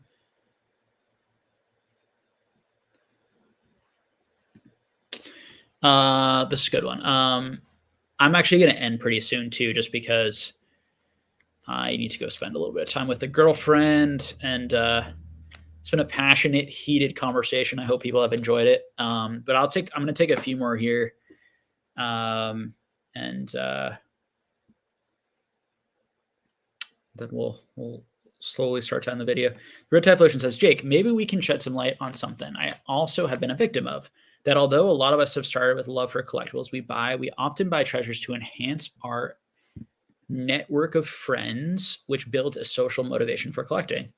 Yeah, what I would say is like some of that's going to be natural. I think that you want to buy cards, and if I have a cool collection, maybe I'll get more respect in this hobby, I'll get more attention in this hobby. I think some degree of that will be true.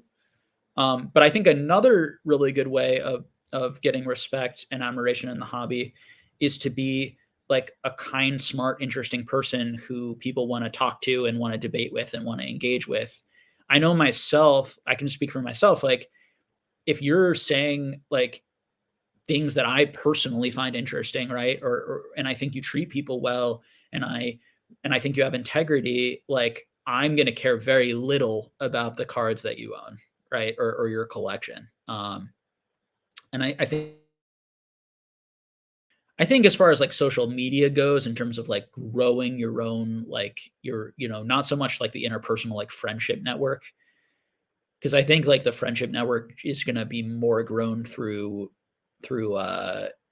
genuinely liking people. I think having a large collection, like, the people who have the biggest collections, there's probably a lot of people who want to be their friends and like come up to them and introduce themselves, and they benefit from sort of like people wanting to be their friends and then wanting to get to know them. And that's easier than if you're sort of have no collection, no social standing, like in the hobby, etc. But if you come to events and you engage in chats like this and you engage in Discord and you're interested and you're passionate and you're a fun personality to be around, I think over time, in particular, like what you actually own becomes negligible. Particularly for like actual friendships. I think actual friendships are built on personality and character, and not so much on what a person owns. I think that's more superficial. Certainly, there's very superficial relationships. There's superficial relationships that are built on that sort of thing. I do think though that, like, for example, and you can look from some of the biggest collectors, there is certainly pressure to not sell certain items because their businesses and their standing in the hobby is in part because of the items that they have. The people with the largest collection of this or the largest collection of that or the most complete collection of that, they might be particularly famous not so much because of their personality or because of their people enjoying them or what they've done for the hobby. They could in some cases be more famous just for simply what they own. And so there might be pressure. They may feel pressure to not sell things or to continue to buy things in order to uphold that. I would say that that's probably not going to end super well, and probably is pretty isolating and lonely, and that they may be popular and have a lot of followers, but they're probably not going to have very many friends, and I can tell you, like, the numbers and the amount of followers and these types of things is not what makes you feel happy. It's having like just nice interactions with people and feeling like you're reasonably well liked and have friends within the community. Thanks, Alex. Thanks for stopping by. I appreciate hearing your opinions.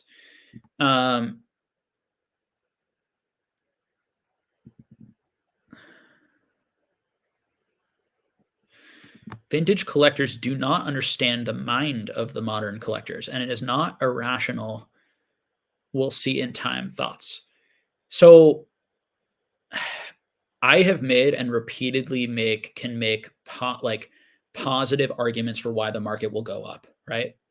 For why I can sit here and make reasonable arguments for why modern will outperform vintage. That is not the people who listen to this channel and don't understand that that's that I've done that and can do that.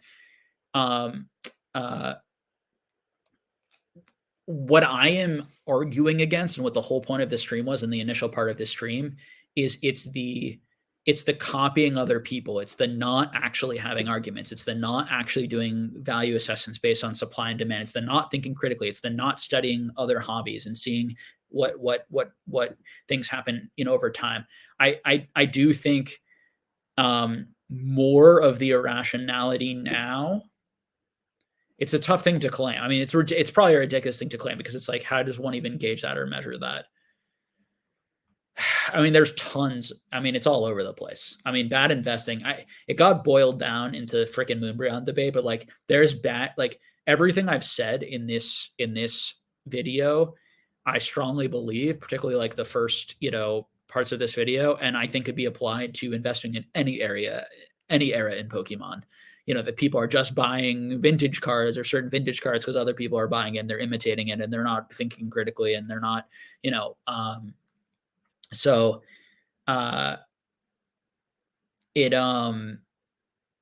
but I do think that I think that the biggest, the most, this is a good way to put it. The modern stuff gets the most attention, and so it's most easy for that market to become overinflated in price. That will always be true. The only time it wasn't true is when Logan Paul had that moment, and that was sort of that moment where just like vintage had all the attention. Other than that, modern will probably have the majority of the YouTube attention, will probably have the majority of the content attention, and that attention is going to keep moving on to the next set. And so people who are saying that, this set's the best set, this one, for some reason, the content creators will stick on, or will say that content creators moving on to the other things won't affect the prices. Like that, I don't think makes a lot of sense, and that isn't happening as much on the vintage end. I guess is what I would say. I think the vintage irrationality tends to be more like that there's not a lot of this, that like there aren't any more going to be graded, people paying humongous premiums for tens on things at times where I feel like it's probably a little overinflated. And then just the general sort of sentiment that like Pokemon definitely will go up over time, like 100%, and that these are going to like outpace inflation and outpace like traditional investments. And I think it's more of like your average. I think that a lot of the modern people have like both of those issues. They think both of those things. um, I think more vintage people tend to have a better sense of, in my view, where the demand is going to end up. I think they're going to be more right on average. But yeah, only time will tell for sure. And again, I don't think it's irrational as long as you are understanding both of the arguments and making a decision. I do think uh,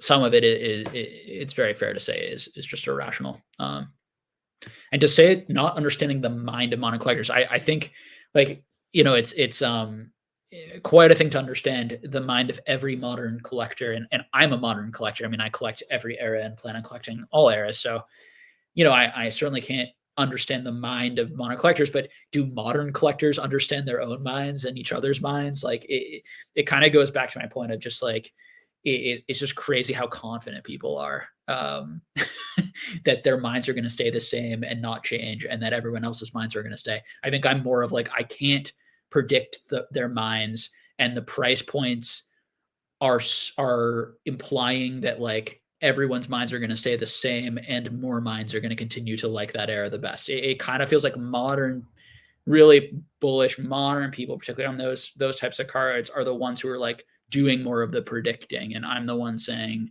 that you know I don't feel like that stuff can be predicted accurately, and I don't think as much of that. I think that a lot of the vintage stuff isn't as overpriced. Now, one could argue that the vintage is very overpriced, and Alex might argue something like this because people have been brainwashed by a lot of like the experts or the bigger collectors that like older rare mint are better, right? And that like only the old stuff, only the vintage stuff, only the first stuff can be valuable.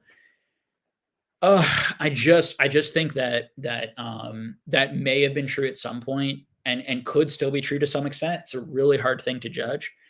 But if you look at the discrepancy in other hobbies historically, there are comics of the same reprint, of the same cover.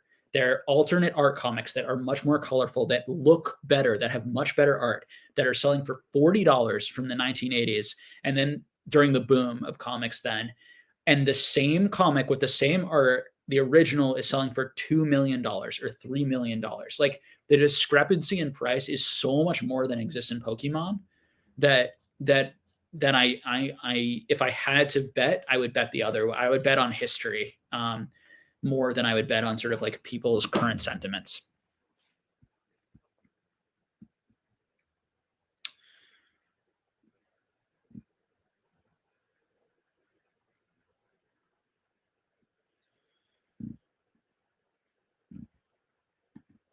Pokenomics, in your opinion, what are great investable older men? I don't think anything really that I'm seeing is just to be completely blunt, is very investable in Pokemon these days. I liked there's a couple trophy cards that I will not mention that I think are quite a bit undervalued versus other ones. I think generally like lowish pop, like WotC first edition, PSA 10s and PSA 9s, particularly if you can grade them yourself, like I would not suggest investing in them, but as a collector, if someone enjoys them, I don't think it's crazy to be buying those things now. And they may float up over time to some degree. I don't think that would be like totally unreasonable. That feels like a base case, to be honest. And what I mean by a base case is like a 50-50. Like I feel like that's, fairly likely thing to happen. Fairly hopeful thing to probably happen, but fairly likely. Um, the problem with older rare minter better is that a lot of the older rare minter stuff is a lot more expensive than some of like the newer, less rare, less minty stuff. So it's not a foolproof thing. But things, first of all, older is is not a very good one in general. Old can make things irrelevant. It should have been like firster or history, or which obviously doesn't work, but older is not very good. Minter is also not that great actually, because it does matter, but it doesn't really describe things, because things can be like very mint, but if it's all mint, it doesn't really matter. But having like a mint, item that's actually rare. I mean, rare, it's really rarity of that. That's the key thing here. And then the demand, it's really supply and demand. Like older, rare, mint, or better is much less helpful than just think about your supply and demand fundamentals, understand them, and make a judgment. Um, but older, rare, mint, or better is like a fine starting point to think about like value, how to value. I made a video a long time ago. If you're interested to go back into like my old videos where like I actually did like 100 videos to camera where I kind of explained in depth sort of, these types of ideas. But I explained like, I think I had like maybe 10 different ways of like valuing a card based on like history and like X factor and like, again, it's impossible to know, to have an exact mathematical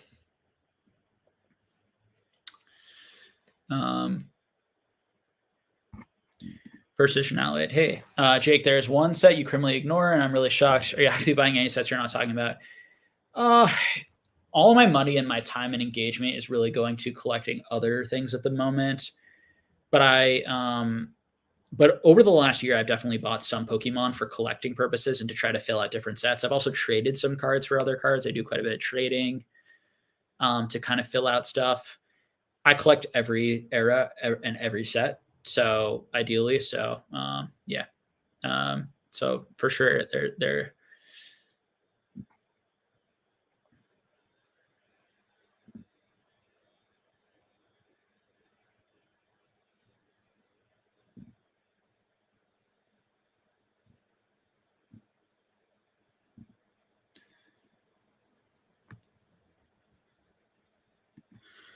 Legend of Luke says, Jake, you're often saying how much the market sentiment shifts over time. Being back in the hobby since Sword and Shield, I'm really anxious to see how this shifts. Yeah, and we can even see Legend, right? We can even see, Luke, how quickly it shifted. So there were a bunch of channels that made videos about invest in the the Rainbow Rare Pikachu from Vivid Voltage. And that card, and they were telling people to invest in that card at like $1,000, I think, or over $1,000 in a PSA 10. We can see like what the price is now. People just moved on to the next thing. Will they move on from the Umbreon? Maybe not.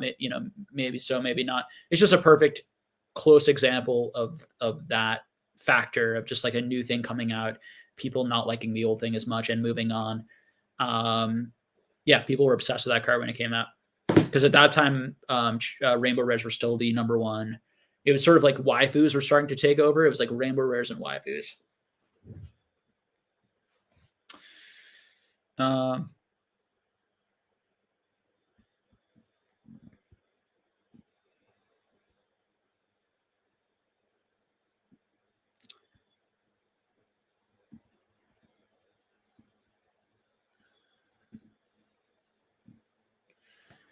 right.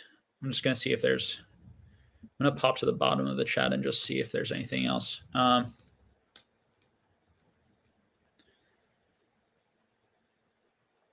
Let's see if there's anything else.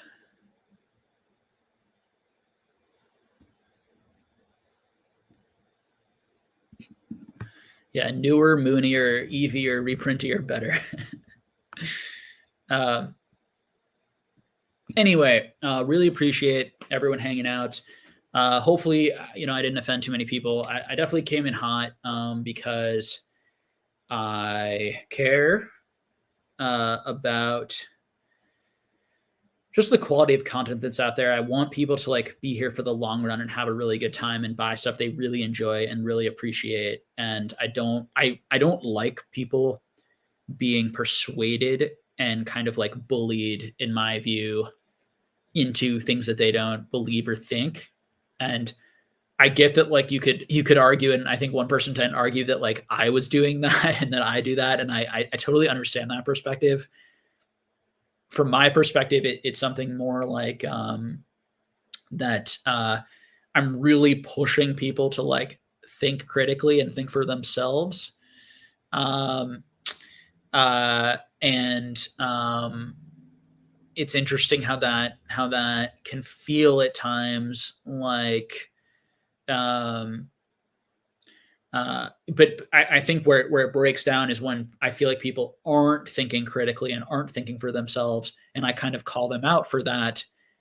They perceive that as me not letting them think for themselves, which is a kind of a funny, interesting kind of like I don't know if paradox is quite the right word for it, but it's kind of like it's kind of ironic and funny. Uh, you know, are you really thinking for yourself if you're being pushed to think critically? I would argue you are. I would argue that a person can encourage someone to have more agency and think more critically and think for themselves. So I'll choose to believe that and continue to work on that here. Um, anyway, really appreciate all of you guys, whether you agree with me or not. Just appreciate you hanging out. Appreciate you sharing your opinion. I don't want anyone to lose money or anyone to have a bad time. At the end of the day, I hope everything you buy goes up, and um, yeah, appreciate all the continued support, and it's great that people love this stuff like I do. So if you can, would appreciate you subscribing to my channel and helping me get to 10,000. That's sort of my goal. Always been my goal since I started this channel. You can sign up for the Patreon with Dan and I if you're interested in that. It comes with a lot of stuff. You can support me by using my eBay affiliate link. When you buy something from eBay, I will get, I think, a small percentage of it at no cost to you.